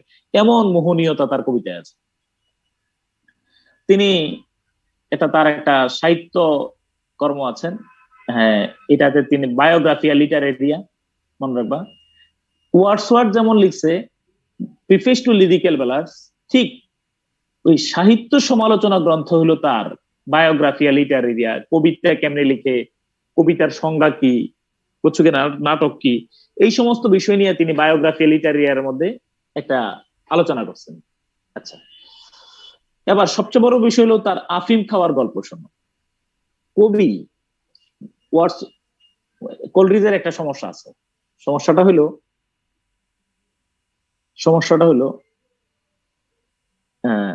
তোমার একটা বলে নাকি লিটারেচার আর গণিতের মধ্যে একটা পার্থক্য আছে।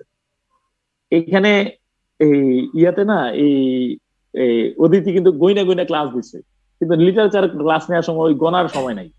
ওই যে বলছিলাম না 2 দিয়ে 4 হবে গণিতের ক্ষেত্রে, একদম অঙ্কে যেটা ক্লাস দিচ্ছে এগুলো নেবে, আর 2 দিয়ে তুমি যা মিলাও তাই হবে, এটার নাম লিটারেচার। তাহলে তোমার একেবারেই পুরো ডিলাইট ইন ডিসঅর্ডার, একদম নিয়ম, 16টা ক্লাস দিচ্ছে, 16টার মধ্যে শেষ করতে পারবো না, সরি ভাই, এগুলো না, হবে না। এটা একটু স্বাধীনভাবে দেন। এটা দেখবো যে এখানে কোনো হিসাব নিকেশ মিলে না, বুঝছো কিনা, এটাই হলো। তো আমি বলে রাখি, এখানে এই দেখো কাব্যিক সত্তাটা এরকম, তোমার ভিতরে একটা নতুন মানে আভিজাত্য দেবে। একটু খেয়াল করে দেখো, উনার মনের মধ্যে ছিল বাইপোলার ডিসঅর্ডার, মানে কোলরিজ ভুগতেন বাইপোলার ডিসঅর্ডার। বাইপোলার ডিসঅর্ডার কিন্তু একটা রোগ। এই রোগটা আমাদের, তুমি যারা শুনতেছো তোমাদের অনেকেরই থাকতে পারে। অতি অল্প আনন্দে অধিক বেশি উচ্ছ্বসিত হওয়া, আর অতি অল্প কষ্টে ভাঙচুর হইয়া চুরমার করে ফেলা নিজের। যেমন আর্জেন্টিনা ফ্রান্সের বিপক্ষে জয়লাভ করছে, আনন্দে আত্মহারা হইয়া 2টা গরু কুরবানি করে এলাকাবাসীরে খাওয়াইছো, এটা একটা রোগ। এই রোগের নাম বাইপোলার ডিসঅর্ডার। আবার ধরো ব্রাজিল এক্সামিশনে আইসা গ্রুপ পর্বে ব্যাক টু দ্য প্যাভিলিয়ন চলে গেছে, এই দুঃখে তুমি বারবার ফ্যানের দিকে তাকাই দিয়েছো আর একটা গামছার দিকে তাকাই দিয়েছো, এইটাও বাইপোলার ডিসঅর্ডার। অর্থাৎ মানে অতি অল্প আনন্দে একদম মানে হাউমাউ করে এই বাইপোলার ডিসঅর্ডার। অতি অল্প আনন্দে অধিক বেশি উচ্ছ্বসিত হওয়া, উনার ওই সমস্যাটা ছিল। এখন যদি তুমি এই রোগটা নিয়ে কবি যদি এখন জাতীয় মানসিক হসপিটালে যাইতেন, মনে রাখবা আমাদের স্বাস্থ্য দুই ধরনের, একটা হলো ফিজিক্যাল হেলথ, একটা মেন্টাল হেলথ। এই আমাদের শ্যামলীতে জাতীয় মানসিক স্বাস্থ্য ইনস্টিটিউট আছে, সেখানে যদি কবি যাইতেন তখন তাকে ট্রিটমেন্ট করা হইতো, রিভোট্রিল দিত আর নর্টন দিত, নর্টন অথবা রিভোট্রিল নামের একটা ওষুধ আছে, খাইবা, খাইলে দেখবা যে আবি যাবি ঘুমায় টমায় থাকবা, স্মৃতি ভুলা দেবা, কষ্টের কারণ ভুলা দেবা। কিন্তু ওই সময় তার রিভোট্রিল ছিল না। রিভোট্রিল কেউ খাইলে আমার বইলো এগুলো খাওয়া মানে রিভোট্রিল, হ্যাঁ ওই খাচ্ছে। আচ্ছা ঠিক আছে, অনেক সাইড ইফেক্ট আছে স্যার রিভোট্রিল খাওয়া, বললাম তো কোনো মতে ঠিক না, রিভোট্রিল খাই কেন বললাম না। আচ্ছা যাই না, মানে খাইয়া তারপর বাইতে থাকুক। ট্রানজিট ইউজ করে স্যার, কারোর ভেতরে যদি লিটারেচার ভালো করে থাকে, লিটারেচারের মেসেজটা যদি ভালো করে থাকে, কিসের রিভোট্রিল, লিটারেচারে তো রিভোট্রিল, মানে এমনি মন ভালো হয়ে যায়। দাঁড়াও, হ্যাঁ আচ্ছা দাঁড়াও, এগুলা ইয়ে করবা না, প্যানিক ডিসঅর্ডারটা দাঁড়াও, সব ঠিক হয়ে যাবে। দাঁড়াও, মেডিটেশন করলে ঠিক হয়ে যাবে। জীবন বোধ তোমার রিভোট্রিলের মুখ। আমি আমার জীবনে কয়েকটা কাজ করি, এই পর্যন্ত প্রেসারের মেশিনে হাতে লাগাইনি। প্রেসার কোন জায়গায়, প্রেসার তো আমি সবসময় স্বাভাবিক, প্রেসার কি আবার। আচ্ছা তারপরে হলো একটা দেখেও তো কবি বলো যে ভাই শোনেন, ডাক্তার কাছে গেছে, রিভোট্রিল টিভোট্রিল এখন আবিষ্কৃত হয় নাই, আছে একটা সিস্টেম, নাম হলো আফিম। আফিম এরকম মানে এরকম ড্রিম ড্রিম করে সেইচা রস দিয়া এটা দিয়ে একটা ট্রিটমেন্ট করতো, তাহলে শরীরটা ভালো লাগতো, মন টন ইয়েটা হইতো। হ্যাঁ, এই আফিমের আরক দিয়ে তাকে চিকিৎসা দিচ্ছেন কবি আফিমের আরক খান, আস্তে আস্তে তিনি সুস্থ হইতেছেন, বুঝছো কিনা। হ্যাঁ হ্যাঁ, এই দেখো লিখছে, টেনশন হলে নরমালি শ্বাস নিতে পারি না। ওরে বাবা, ঠিক আছে, যারা এই সমস্ত খুব বেশি ইয়াতে আছো, মানে এগুলা তুমি ইয়া নিবা, থেরাপি নিবা, সাইকোলজিক্যাল থেরাপি। আফিম হলো, আফিমটা কি বলতাম, আফিম বুঝো নাই, ইয়াবা টিয়াবা নাম শুনছো কিনা, এগুলার আদি ভার্সন আফিম। ওই যে আমরা গাঁজাটাকে কি আফিম বলা যায় স্যার? গাজার পূর্বপুরুষ, গাজার পূর্বপুরুষ ওটা স্যার কালো আর গাছ আছে ওটা দিয়ে। ইভেন আমি তোমার বলে রাখি, এই গাজার পূর্বপুরুষ বলতে আমি তুমি মনে রাখবা যে আফগানিস্তানে কিন্তু প্রধান ইয়া ছিল আফিম, আফগানিস্তান সবচেয়ে বেশি আফিম উৎপাদিত হয়। হ্যাঁ ওকে স্যার, পপি গাছ থেকে বানায় মনে হয় আফিম। হ্যাঁ পপি গাছ থেকে। ওকে দেখ, বুঝছো কিনা, এটা নেশা জাতীয় দ্রব্য। তো কবি দেখো, কুইনাইন জ্বর সারাবে বটে, কিন্তু কুইনাইন সারাবে কে? আফিম জ্বর সারাইছে, আফিম তার বাইপোলার ডিসঅর্ডার ভালো করে দিচ্ছে, কিন্তু আফিম সারাবে কে? তিনি সারা জীবনের জন্য আফিম আসক্ত হয়ে গেলেন। একটা বিস্ময়কর বিষয় মনে রাখবা, মারা যাওয়ার আগে কোলরিজ সেই কবি যিনি নিজের আফিম মুক্ত করতে পারছেন, আর আফিম খায় নাই। তোমার বলে রাখলাম, তাহলে হি ওয়াজ অ্যান ওপিয়াম ইটার, বুঝছো কিনা, তিনি ওপিয়াম ইটার ছিলেন। কি জন্য? তার রোগ নিরাময়ের জন্য। কিন্তু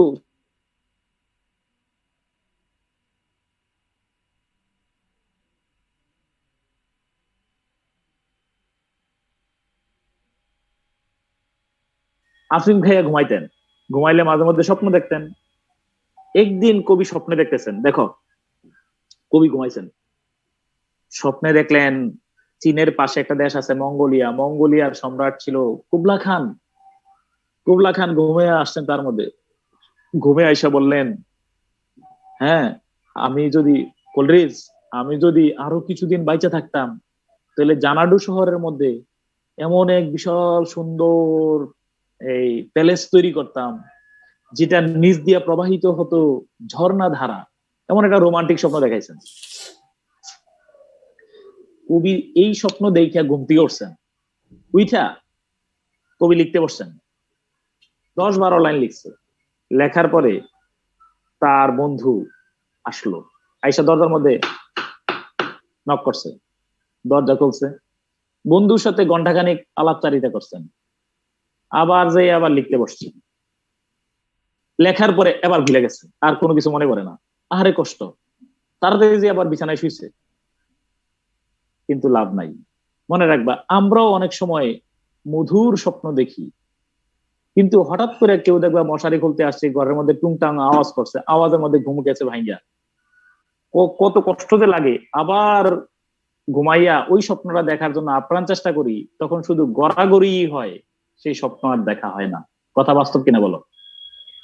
কবি আর সেই স্বপ্ন দেখতে পেলেন না, ঠিক না? খুব মেজাজটা গরম হয় দেখবা যে এরকম স্বপ্ন ভাঙলে। আচ্ছা, এরপরে দেখো, এই স্বপ্নে পাওয়া অসম্পূর্ণ কবিতার নাম কুবলা খান। কুবলা খান এই রোমান্টিক পোয়েম, স্বপ্নে পাওয়া অসম্পূর্ণ কবিতা। মঙ্গল সম্রাট, শাসক এবং চীনের সম্রাট কুবলা খান গ্রীষ্মকালের প্রাসাদ জানাডুর একটি বর্ণনা পড়ার পরে এক রাতে আফিম খেয়ে ঘুমানোর পরে তিনি এই স্বপ্নটা দেখেন। স্বপ্নে দেখে পাওয়া অসম্পূর্ণ কবিতা কুবলা খান। আশা করি বুঝতে পারছি। আচ্ছা, এবার আসো, ব্যাখ্যা বলবো না, শুধু ইংলিশ যে লাইনটা লেখা আছে সেটা বলবো, আর রাইম অফ দ্য এনশিয়েন্ট মেরিনারের গল্প বলে ইয়ে করবো। কেউ যাইবা না, রাইম অফ দ্য এনশিয়েন্ট মেরিনারের গল্প সবচেয়ে গুরুত্বপূর্ণ। ডিজেকশন এন্ড ওড, এটা তোমরা একজন পড়ে শোনাও, পইরা যা বুঝো, আমি গল্প বলবো না। পড়ো, একজন পড়ো।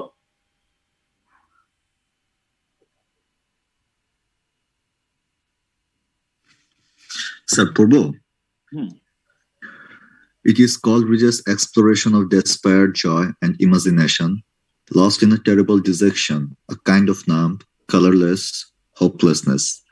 The poem speaker reflects that when a person is in such a mood, the whole world looks blank and empty. It takes the complex powers of the insect world feel meaningful and beautiful. আচ্ছা, কি বুঝলা বলো তো? অর্থাৎ মাঝে মধ্যে dejection, যখন তুমি কি করো বলো, হতাশায় থাকো, বিশ্বাস করো, মন খারাপের এক একটা দিন, এরপরে কি বলো, নিকশ কালো মেঘলা লাগে, এরকম শোনো না? এটা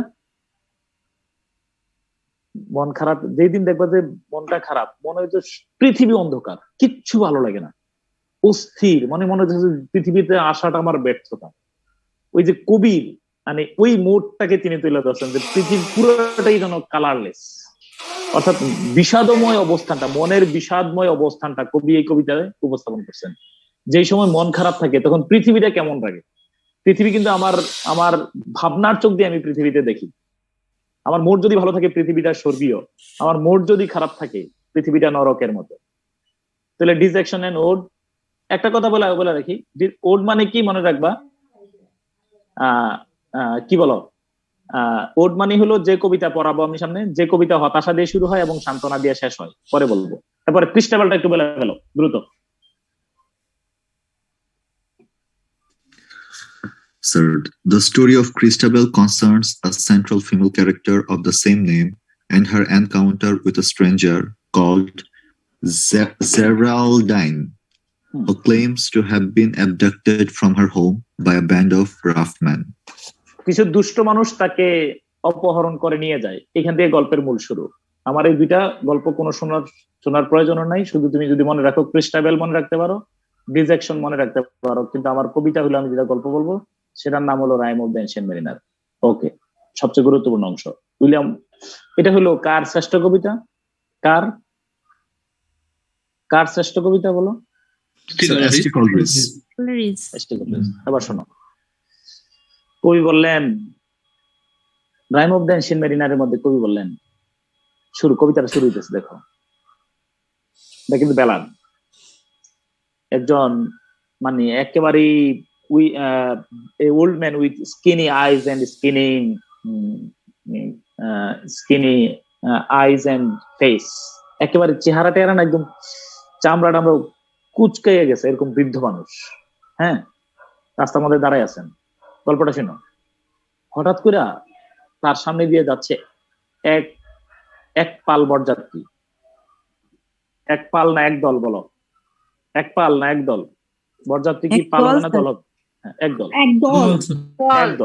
একদল, হ্যাঁ, এক পাল না, হ্যাঁ, একদল বরযাত্রী যাচ্ছে। খপ করে একজনে ধরলেন, আমার গল্প শোনা লাগবে। কি গল্প? বলো যে ওই আমি যে তরুণ বয়সে যে সমুদ্র যাত্রায় গিয়েছিলাম সেই গল্প না বলতে পারলে আমি অসুস্থ হয়ে পড়ি। এটা একটা মনে রাখবা, আমি সাইকোলজি গুলো উপস্থাপন করতেছি। বৃদ্ধ নাবিক গল্প বলতে হয়, নাইলে অসুস্থ হয়ে যায়। আমাদের ভেতরে, আবারও বললাম, আমাদের ভেতরে অনেক প্রয়োজন আছে, রাগ, খুব দুঃখ আছে, কষ্ট আছে, এগুলা বের করবা, নইলে তুমি হার্ট অ্যাটাক করবা, আবার বিভিন্ন হৃদরোগ হবে। মন ভিতরে ক্লিয়ার করো, স্বচ্ছ রাখো, এখানে একদম কাল ইতমিনানে কাল, আত্মা যেন প্রশান্ত থাকে। বিভিন্ন রাগ, ক্ষোভ, ঘৃণা, হতাশা, ব্যর্থতা, এই যে বিভিন্ন বেড়াজালে এই কল্পটারে মানে আচ্ছন্ন করে ফেললে শেষ। বিভিন্ন ধরনের রোগ শোকে এসে পড়বা। বললেন যে মন এই কারোর বইলা ফেলবা। তুমি যদি কোনো কারোর ব্যাপারে কোনো রাগ, ক্ষোভ, অভিমান, কষ্ট থাকে, কষ্টটা প্রকাশ করে ফেলো, আনলিয়া হবে। এই জন্য তোমরা যারা লিটারেচারে ক্লাস শুনতেছো, তুমি প্রিয় মানুষদেরকে রাগ প্রকাশের পাত্র হিসেবে উপস্থাপন করবে। অর্থাৎ তুমি প্রিয় মানুষগুলোর জন্য তোমার উপর অনেক রাগারাগি, গালাগালি করতে পারে, তুমি কিছু মনে করো না। এই যে এটা ওয়ার্ডসওয়ার্থের ভাষায় এটাকে বলা হয় পারগেশন। তারা কিছু গালাগালি করতে দাও, তোমারে একটু ইচ্ছা মতো তোমার কিছু বকাঝকা করুক, শান্তি লাগবে ওর, ওর প্রশান্তিটাই তোমার লাভ। মনে করো সবসময় জয়ী হওয়ার চেষ্টাটা অন্যায়। মোহাম্মদ সাল্লাম দৌড় দিলেন, আয়েশা রাদিয়াল্লাহু তাআলা আনহা দৌড় দিচ্ছেন, মোহাম্মদ সাল্লাম আস্তে দূরে আয়েশা রাদিয়াল্লাহু তাআলা আনহা জয়ী করে দিচ্ছেন। এই যে প্রশান্তি, সে জয়ী হয়েছে, এই যে তার ভালো লাগতেছে, এটা তো আমার ভালো লাগা। তো মনে রাখবে সবসময় পরাজিত জয়ী হয় না, কিছু আপনজন প্রিয় মানুষ আছে, ওরা জয়ী করে দিও। তোমার কলিগ আছে, ওরা একটু বড় বানাও না। আল্লাহুম্মা জালনি ফিয়াই, আল্লাহুম্মা জালনি শাকুরা, আল্লাহুম্মা জালনি সাবুরা, আমার এই ধৈর্যশীল বানান, আমার এই কৃতজ্ঞ বানান। আল্লাহুম্মা জালনি ফিয়াইনি সাগিরা, আমার নিজের চোখে নিজের ছোট বানান। ও ফিয়াইউনি নাসি কাবিরা, পৃথিবীর সব মানুষের চোখে আমারে বড় বানান। তোর মনে রাখবা অন্য যে কেউ থাকুক, তোমার কলিগ, বন্ধু, পরিবার, পরিজন, জাস্ট বি হাম্বল, নিজের ছোট করে প্রেজেন্ট করো এবং তাকে একটু বড় করো। আর হলো যদি তার মনে বেশি কষ্ট থাকে তখন এই কষ্টটা প্রকাশের জন্য তার একটু কথা বলতে দিও। আর তোমার মনে কষ্ট থাকলে কারোর সাথে শেয়ার করতে পারতেছো না, নদীর পাড়ে যাইবা, যেখানে চিৎকার চেঁচামেচি করে কথা বললেও কেউ শুনবে না, যার নিয়ে মনের মধ্যে কষ্ট, ওর 14 গোষ্ঠীর সবার নাম নিয়ে বিভিন্ন বাংলা, ইংরেজি, আরবিতে গালাগালি করে মনের খুব কষ্ট হইকে নদীতে হালাই দিয়ে চলে আসবা, মন ফ্রেশ। কিন্তু মনের মধ্যে কোনো কষ্ট জমাটবদ্ধ করে রাখবা না। ওকে, হ্যাঁ। তো বৃদ্ধ নাবিক মন খারাপ করার বলে যে আমি প্রকাশ করতে হয়, এই যে কান্নায় সুখ মন্দীভূত হয়। মনে রাখবা যত ভিতরে যত প্রয়োজন আছে বের করে ফেলবা। আচ্ছা, এই বলতেছে আরে ভাই বিয়ের দাওয়াত আছে সামনে আমার, পরে গেলে খাবার দাবার পাবো না। বলছে চলেন, হাঁটতেছে, বরযাত্রীও হাঁটতেছে, বৃদ্ধ নাবিক হাঁটতেছে, গল্প শুরু। ন্যারেটর বলতেছেন যৌবনকালে আমি আমার সঙ্গীদের নিয়ে, মনে রাখবা গল্পটা ইংল্যান্ডের, হয়তো আর্কটিক সাগর বা আটলান্টিক কোন একটা সাগরে গেছে। যাইতে যাইতে যাইতে যেতে কিছুদিন পর হঠাৎ করে আমার আকাশটা মেঘাচ্ছন্ন হয়ে গেছে। মেঘাচ্ছন্ন কোন আকাশের দিন, আকাশটা খুব মানে ঘন কুয়াশায় ঢাকা। আসলো মাথার উপরে একটা অ্যালবেট্রস, আমাদের জাহাজের উপরে। পাখিটা আসার পরে আকাশটা মেঘাচ্ছন্ন হয়ে গেছে, মানে মেঘাচ্ছন্ন আকাশ ভালো হয়ে গেছে। কবি বলল, আমার ওই বৃদ্ধ নাবিক বললেন, আমরা মনে করলাম the bird was Christ's soul, এটা তো ছিল যীশু খ্রিস্টের আত্মা। বার্ড অফ গুড ওমেন, শুভ লক্ষণের পাখি, সে আমাদের জন্য শুভ বার্তা নিয়ে এসেছে। আকাশ মেঘাচ্ছন্ন, আকাশ ভালো হয়ে গেছে। উই ওয়েলকাম দ্য বার্ড, আমরা পাখিটাকে স্বাগত জানালাম। কিছুদিন পর প্রকৃতির নিয়মেই কবি আকাশটা মেঘাচ্ছন্ন হয়ে গেছে। সবার মনের মধ্যে আবার দুর্ভাবনা, বললো যে আরে পাখিটা তো শুভ লক্ষণের পাখি না, অশুভ লক্ষণের পাখি। আমরা পাখিটাকে ধরলাম এবং তাকে মেরে ফেলছি। কথা শুনো কিরে, ঘটনা কি? এই দেখো এখানে হিউম্যান সাইকোলজি। আমরা আমাদের জীবনের সফলতা ব্যর্থতার জন্য কারোর উপর দায় আরোপ করি। কেমনে তুমি বলো? ধরো আমি তোমার বাসায় গেলাম, যাওয়ার সাথে সাথে বিদ্যুৎ ছিল না, আমি পা রাখছি, বিদ্যুৎ চলে আসছে। তুমি বলবা যে ওয়াও, স্বয়ং জিবরাইল আলাইহিস সালাম উপস্থিত, কি সুন্দর। আর আমি বাসায় পা রাখছি, বিদ্যুৎ চলে গেছে, তুমি আমার কি বলবা? কুফা, করাচি, দিল্লি, বিভিন্ন মেন দেখবো না?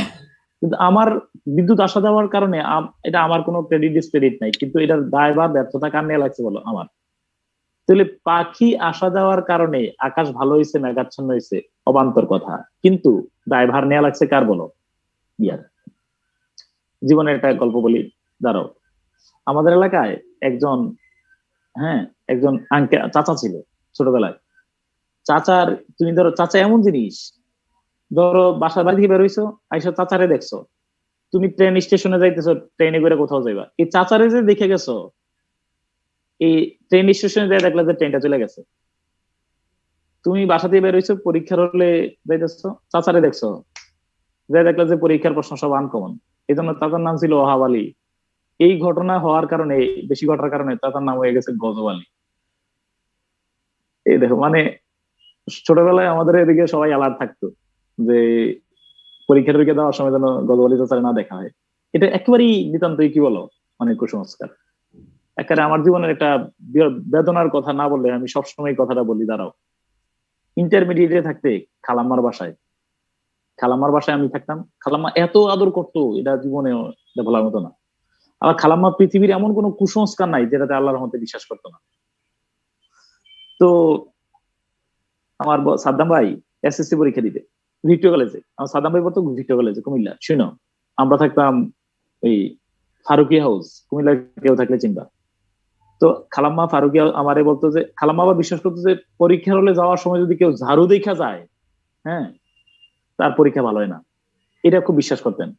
তো সাদ্দাম ভাই পরীক্ষার হলে যাওয়ার আগে ফারুকিয়া হাউস থেকে ধরো 1-2 মিনিটের রাস্তা আছে, গলিতে ঢুকে মেইন রাস্তা করতে হয়। খালাম্মা আমার একবার শরীর যায় দেখায় কোনো ঝাড়ু টাড়ু আছে কিনা, ঝাড়ু আর পুরা তো জুতা টুতা আছে কিনা, আমি যে চেক করে আসতাম। আইসা বলতাম যে খালাম্মা রাস্তা ক্লিয়ার, সাদ্দাম ভাই বের হইতে পারবে। খালাম্মা সুন্দর করে, আমি সাদ্দাম ভাই খালাম্মা যে রিক্সায় উঠে দিতাম। কেমিস্ট্রি পরীক্ষার দিন আমি টহল দিয়ে আসছি, পুরা রাস্তা ক্লিয়ার, বাসায় আসছি, খালাম্মা চলেন বেরোন, খালাম্মা বের হইছে। একেবারে 1 মিনিট হাইটা এই আমিন মিয়ার বাসার সামনেই যাই দেখি একটা ঝাড়ু সামনে রাস্তার মধ্যে পড়ে আছে। বিশ্বাস করো, মানে খালাম্মা যে কি কষ্ট পাইছে আমার, না মানে ধরো আমি আর মঞ্চ যে মাটি নিচে ঢুকে যায় না কেন, আমি একটু আগে দেখে গেলাম যে এটা নাই, কোনো ঝাড়ু ছিল না। মানে ধরো ঘটনাটা অবস্থা করে আমি যাওয়ার পরে মনে হয় কেউ রেখে গেছে। বিশ্বাস করো, আমি কত প্রবিশ করে বললাম যে খালাম্মা আমি কেমনে বলি, এটা আমি দেখি না, এই রাস্তার মধ্যে ছিল না, এটা কেউ রেখে গেছে। খালাম্মার আছে না একদম পুরো চেহারাটা ফ্যাকাশে গেছে, খালাম্মা এত কষ্ট পাইছে। বিশ্বাস করো, আমি এত অপরাধী ভোগ করতেছিলাম। আল্লাহর কি কুদরত, সাদ্দাম ভাই ওই কেমিস্ট্রি পরীক্ষাটা ফেল করছে। খালাম্মা অন্তত পক্ষে 10 বছর আমারে বলছে যে বইনপুত, তুই যদি একটু সচেতন থাকতি তাহলে সাদ্দাম কেমিস্ট্রি পরীক্ষা ফেল করতো না। মানে খালাম্মা দৃঢ়ভাবে বিশ্বাস করে এই সাদ্দাম ভাই, মানে আমি বিশ্বাস এখনো খালাম্মা একার বিশ্বাস খালাম্মার আমার। তবে এই কারণে খালাম্মারে ভালোবাসছেন না কম, মানে মনে করছে যে আমার উদাসীনতার কারণে ইয়ে করছে, মানে আমি এটা খেয়াল করিনি। এই কারণে যে ভালোবাসার ঘাটতি ছিল এমনটা না, কিন্তু দায়টা আমার নেওয়া লাগছে। পাখি আসছে, মেঘাচ্ছন্ন হয়েছে, পাখি আবার কি হয়েছে বলো, চলে গেছে, এটার জন্য। তো এটার জন্য মানে অ্যালবেট্রসের কোনো দায় ছিল না, কিন্তু দায়টা অ্যালবেট্রসের উপর দিয়ে তারা পাখিটাকে হত্যা করছেন। এরপরে তাদের উপরে বিভিন্ন দুর্যোগ নেমে আসছে, একেবারে পিক পয়েন্টে চলে আসছি গল্পের। দেখো এই দেখো, উইলিং সাসপেনশন অফ ডিসবিলিফ, খেয়াল করে দেখো উইলিং সাসপেনশন অফ ডিসবিলিফটা কি। এই কবি আবার অবিশ্বাস্য কথাগুলো বলতেছে, দেখো খুব ভালো করে দেখো। কবি বলেন যে হঠাৎ করে সূর্য মাথার উপরে চলে আসছে, অবিশ্বাস্য গল্প, এটা স্বাভাবিক না, এটাই সুপার ন্যাচারাল। কবি বললেন যে সব পানি নষ্ট হয়ে গেছে। বললো জাহাজটা স্থির হয়ে গেল, লাইক এ পেইন্টেড শিপ আপন এ পেইন্টেড ওশেন, মনে হলো যেন একটা স্থির জাহাজ দাঁড়িয়ে আছে স্থির সমুদ্রে। আদৌ কি সম্ভব? এই সব অলৌকিক বর্ণনা দিচ্ছেন, শুনো। তো বললো যে পানির অভাবে আমার যে সাথী সঙ্গীরা এই কামড়াইয়া bit their arms to moisture their throat, তারা বাহু কামড়াইয়া রক্ত চুষা গলা ভিজাইল। এইভাবে করে আর পানি নাই, একজন একজন করে সবাই মারা গেছে, বুঝছো কিনা? হ্যাঁ, আবার খেয়াল করে দেখো, একজন একজন করে সব মারা গেছে পানির অভাবে। কবি বললেন ওয়াটার এভরিওয়্যার, গভীর মনোযোগ দিয়ে শুনো, নর এনি ড্রপ টু ড্রিঙ্ক, চারিদিকে পানি আর পানি, কিন্তু খাওয়ার মতো এক ফোঁটাও নাই। এটা এলিটারেশনের উদাহরণ, বুঝাই বলবো। Repetition of same consonant sound, একই ব্যঞ্জন ধ্বনি যদি বারবার আসে, এটার নাম এলিটারেশন। আবার সব নাবিক মারা গেছে, এই বিশাল সমুদ্রের মধ্যে আমি একলা হয়ে গেলাম, একা, ভীষণ একা, প্রচন্ড আমি মানে কম্পিত। Alone alone all alone, alone on a wide wide sea. এটা আবার অ্যাসোনেন্সের উদাহরণ। চলো একটু দেখি, কথাটা ভালো করে দেখো। আজকে অনেকগুলো লিটারি টার্ম কিন্তু বুঝে ফেলছো। এই যে দেখো, এই rime of the ancient mariner মধ্যে water water everywhere nor any drop to drink, repetition of same consonant sound, যেহেতু একই ব্যঞ্জন ধ্বনি বারবার, দেখা যাচ্ছে তো, হ্যাঁ, একই ব্যঞ্জন ধ্বনি যেহেতু বারবার আসছে, এই যে ওয়াটার ওয়াটার, এটার নাম এলিটারেশন। আশা করি বুঝাইতে পারছি। এটা অ্যাসোসেন্স হয়ে গেছে, এটা হবে অ্যাসোনেন্স। এরপরে কিন্তু alone alone, all all alone, একই স্বরধ্বনি যদি বারবার আসে এটার নাম অ্যাসোনেন্স। আমার আগে কমেন্ট বক্সে বলো এলিটারেশন এবং অ্যাসোনেন্স বুঝছো কিনা, ইয়েস অর নো? স্যার এখানে পার্থক্যটা কি? ওটা কনসোনেন্ট, একটা হলো স্বরানুপ্রাস আর একটা হলো ব্যঞ্জন অনুপ্রাস। একই চা চায় চা চায়, চাচি চে চায়, বলো চা চায় চা চায়, চাচি চে চায়, এটা হলো এলিটারেশন। চ চ চ চ, কাকা, ওই যে এটার নাম কিনা বলো, কাক কালো, কোকিল কালো, কালো কন্যার কেশ, এলিটারেশন। আবার বললাম এই যে ডব্লিউ ডব্লিউ, চা চায় চা চায়, চা চা চা, চ চ চ চ, বুঝছো কিনা বিষয়টা? চুলতার, কবেকার, অন্ধকার, বিদিশার, মিশা, র র র র, চুলতার। একই ব্যঞ্জন ধ্বনি যদি বারবার আসে এটার নাম এলিটারেশন। একই স্বরধ্বনি যদি বারবার আসে, আলো আমার আলো, আলোয় ভুবন ধরা, বুঝছো কিনা? হ্যাঁ, এই যে বন্ধু বাজায় বাঁশের বাঁশি, বড়ই বেজার বদনেতে, হ্যাঁ হ্যাঁ, এই যে বন্ধু বাজায় বাঁশের বাঁশি, এই ব ব, তাহলে repetition of same consonant sound alliteration, repetition of same vowel sound অ্যাসোনেন্স। আমি বুঝাইতে পারছি কিনা বলো? এই ক্লিয়ার? এই অংশটা ক্লিয়ার? আচ্ছা, এখন দেখো, এখন মূল বিষয় আমরা চলে আসছি। এখন বললো যে এবার এই দেখো, he prays best who love best, Jibanananda অনুবাদ করছেন, বিবেকানন্দ অনুবাদ করছেন, হি প্রেজ, জীবে দয়া করে যেই জন সেই জন সে ইচ্ছে ঈশ্বর। এই দেখো, আবার ঘটনা কোন জায়গায় ছিলাম? কবি এখন 200 নাবিক মারা গেছে পানির অভাবে, আমি একলা এলোন এলোন। এমন সময়, এবার রাইম অফ দ্য এনশিয়েন্ট শেষ পয়েন্টটা শোনো, এমন সময় আমি সমুদ্রের ছোট ছোট ব্যাঙ্গাচির মতো প্রাণী, এটা ছোট ছোট প্রাণীগুলা কিলবিল করতেছে, ওদের দিকে এরকম তাকাইছি, কিন্তু আমার খুব মায়া জায়গা উঠছে ওদের জন্য, মায়া, ভালোবাসার দৃষ্টিতে আমি তাকালাম। স্রষ্টা তাতেই খুশি হলেন, তাতেই আশীর্বাদ বর্ষণ করলেন। কবি বললেন he prayed best who love best, Bangla অর্থ হলো জীবে দয়া করে যেই জন সেই জন সেবিছে ঈশ্বর। এই রোমান্টিক যুগের শ্রেষ্ঠ কবিতা, ইংরেজি সাহিত্যের অন্যতম শ্রেষ্ঠ কবিতা, যেখানে কবি দেখাই দিচ্ছেন যে মানব প্রেম সবকিছুর ঊর্ধ্বে হলো মানবতাবাদ। কেমনে বুঝাই বলি, এই যে ছোট্ট জীবে দয়া করে, হাসরের দিন বলিবেন খোদায় হে আদম সন্তান, তো আমি তোমার কাছে গেছিলাম, তুমি আমার সাহায্য করো নাই। মানুষ বললো আল্লাহ এটা কি কোন, আপনি আমার কাছে ভিক্ষা চাইছেন কেন? আপনি তো মহাপরওয়ারদিগার। বললো যে আমি চাই নাই, তোমার কাছেই আমার এক বান্দা গেছিল যে হাত চাইছিল, তুমি তাকে ভিক্ষা দিয়ে তাড়াই দিছো। এই কবিতার মধ্যে মূল বিষয়টা হলো আর্ট ফর হিউম্যানিটির সেই। এই কবিতার মধ্যে বুঝাই দিচ্ছেন যে সব কিছুর ঊর্ধ্বে মানব প্রেম, জীবে প্রেম। তুমি বলে রাখো, আমি একটু তোমার এই কথাটা সবসময় বলে রাখি, তোমার কয়েকটা ঘটনা এখন শুনে রাখো। Rime of the ancient mariner থেকে তুমি কি নিলা, কি মেসেজ নিলা, মনে রাখবা। এই গল্পের ছলে কবি যেটা শিখাই দিলেন, কবি এই গল্পের ছলে যা শিখেছেন তাই লিখছেন রবীন্দ্রনাথ নজরুল। মানুষ বললো যে মন্দিরে গেছে, আরে বেটা যাও, তালা লাগাই দিছে, কোথা থেকে আসছো, তুমি কি ইয়া করো? মসজিদে গেছে, বলো যে তুমি, বলো যে আমার খাবার দেন, ওই নামাজ পড়ছো, বলো যে না, চুপ যাও এখান থেকে। ভিখারি কহিল আল্লাহ 80টা বছর আপনারা ডাকি নাই, কিন্তু আমারে কোনোদিনও ক্ষুধার, আমারে কোনো অন্ন আপনি বন্ধ করে দেন নাই। মানুষ, সবার উপরে মানুষ সত্য। তুমি দেখো, সবার উপরে মানুষ সত্য, একটু দেখো এই কি করলো, দেখো না একটু, সবার উপরে মানুষ সত্য। মোহাম্মদ সাল্লাল্লাহু তার সাহাবীদের নিয়া শুনো, সাহাবীদের নিয়া কয়েকজন সাহাবী নিয়ে গেছে এক দাওয়াত থেকে। এক সাহাবী বকরির মাংস এরকম চুষা হাড্ডি গুলারে রেখে দিতেছে একটা পেয়ালায়। মোহাম্মদ সাল্লাল্লাহু মন খারাপ হয়ে গেল, বললেন যে তুমি কি করতেছো, কাজটা ঠিক হয় নাই তোমার। সাহাবী বললো আল্লাহ রাসূল, কি মানে আমি কি ভুল করলাম? যে এটা তো আর এই বকরির মাংস, এই ছাগলের মাংস দিয়ে খাইয়া রাখলাম, হাড্ডি তো আর কোনো কাজে লাগবে না। তখন মোহাম্মদ সাল্লাল্লাহু আলাইহি ওয়াসাল্লাম বললেন, তুমি যেই পাত্রে রাখতেছো জুতার প্লেটটাতে পানি আছে, ওই পানিতে থাকার কারণে জুতার প্লেটে ওই যে হাড্ডিতে যে মশলাগুলো আছে, মশলাগুলো ধুয়ে যাচ্ছে। ওই বাইরের দিকে তাকাই দেখো, বিড়াল আর কুকুর বৈশা আছে দুইটা, ওরা এই হাড্ডিটা খাই আর মজা পাবে। এটাই হলো ধর্ম, বুঝছো? মনে রাখবা, ইসলামের সেরা ইবাদত হলো নামাজ। মোহাম্মদ ইসলাম যখন নামাজে পড়তেন, নামাজে দাঁড়াই যখন সিজদা দিতেন, হাসান হোসেন যখন এসে কাদের মধ্যে ঝুলতো, মোহাম্মদ ইসলাম তার সিজদাকে প্রলম্বিত করতেন। হিউম্যানিজম, তুমি বুঝো, নামাজের মতো একটা গুরুত্বপূর্ণ ইবাদত মোহাম্মদ ইসলাম দীর্ঘায়িত করতেছেন, কারণ বাচ্চা শিশু কাঁধে ঝুলে আছে, একটু আরাম পাইতেছে, ও একটু আনন্দ পাচ্ছে। ইহুদি আসছে, এক ইহুদির লাশ যাচ্ছে, মোহাম্মদ ইসলাম দাঁড়াই গেলেন, বলে যে ইহুদি, আরেক বলে যে ইহুদি না, আগে বলে যে সে মানুষ। মসজিদে নববীতে আইসা ওয়াশরুম করে ফেলছে, সবাই আসছে তাকে মারার জন্য। মোহাম্মদ ইসলাম বল, সাবধান, এই কাজ করো না, ও বোঝে নাই। তো মোহাম্মদ ইসলাম জিজ্ঞেস করছে যে সবচেয়ে বড় ইবাদত কি? বলছে যে তুতি মতো আমত প্রিয় সালাম, সালাম দিবা আর মানুষের খাবার খাওয়াইবা।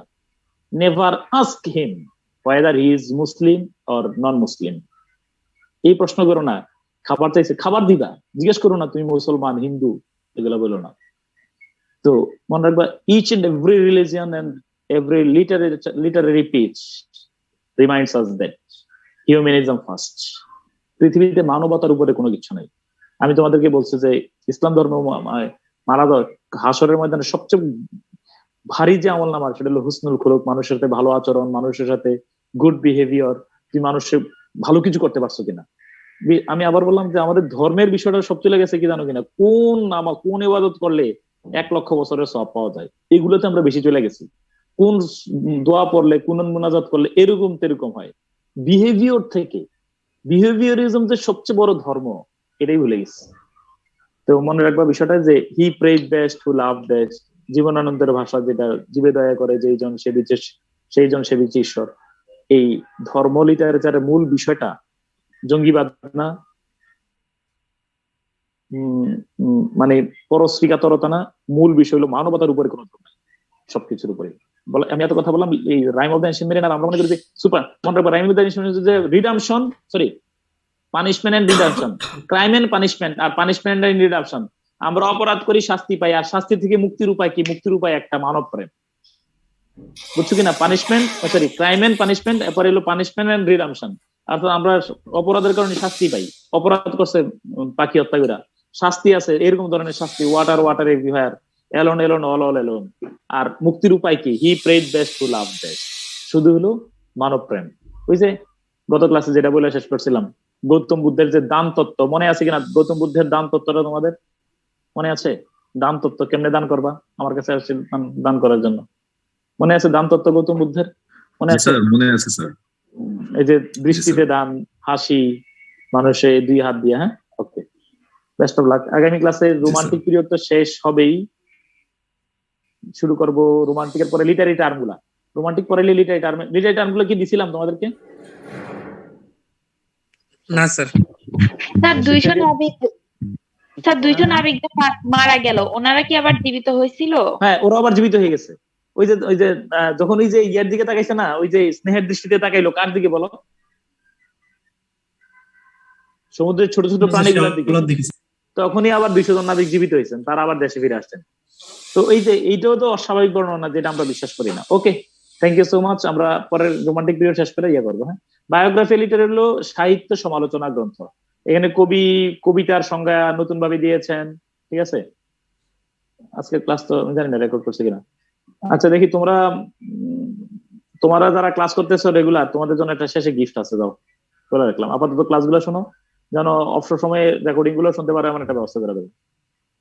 অনেক পুরাতন ব্যাচের, ঠিক আছে? ইনশাল্লাহ। আল্লাহ হাফেজ। Best of luck. হ্যাঁ, আল্লাহ হাফেজ। আসসালামু আলাইকুম স্যার। আসসালামু আলাইকুম স্যার। ওকে, ইনশাল্লাহ। হ্যাঁ।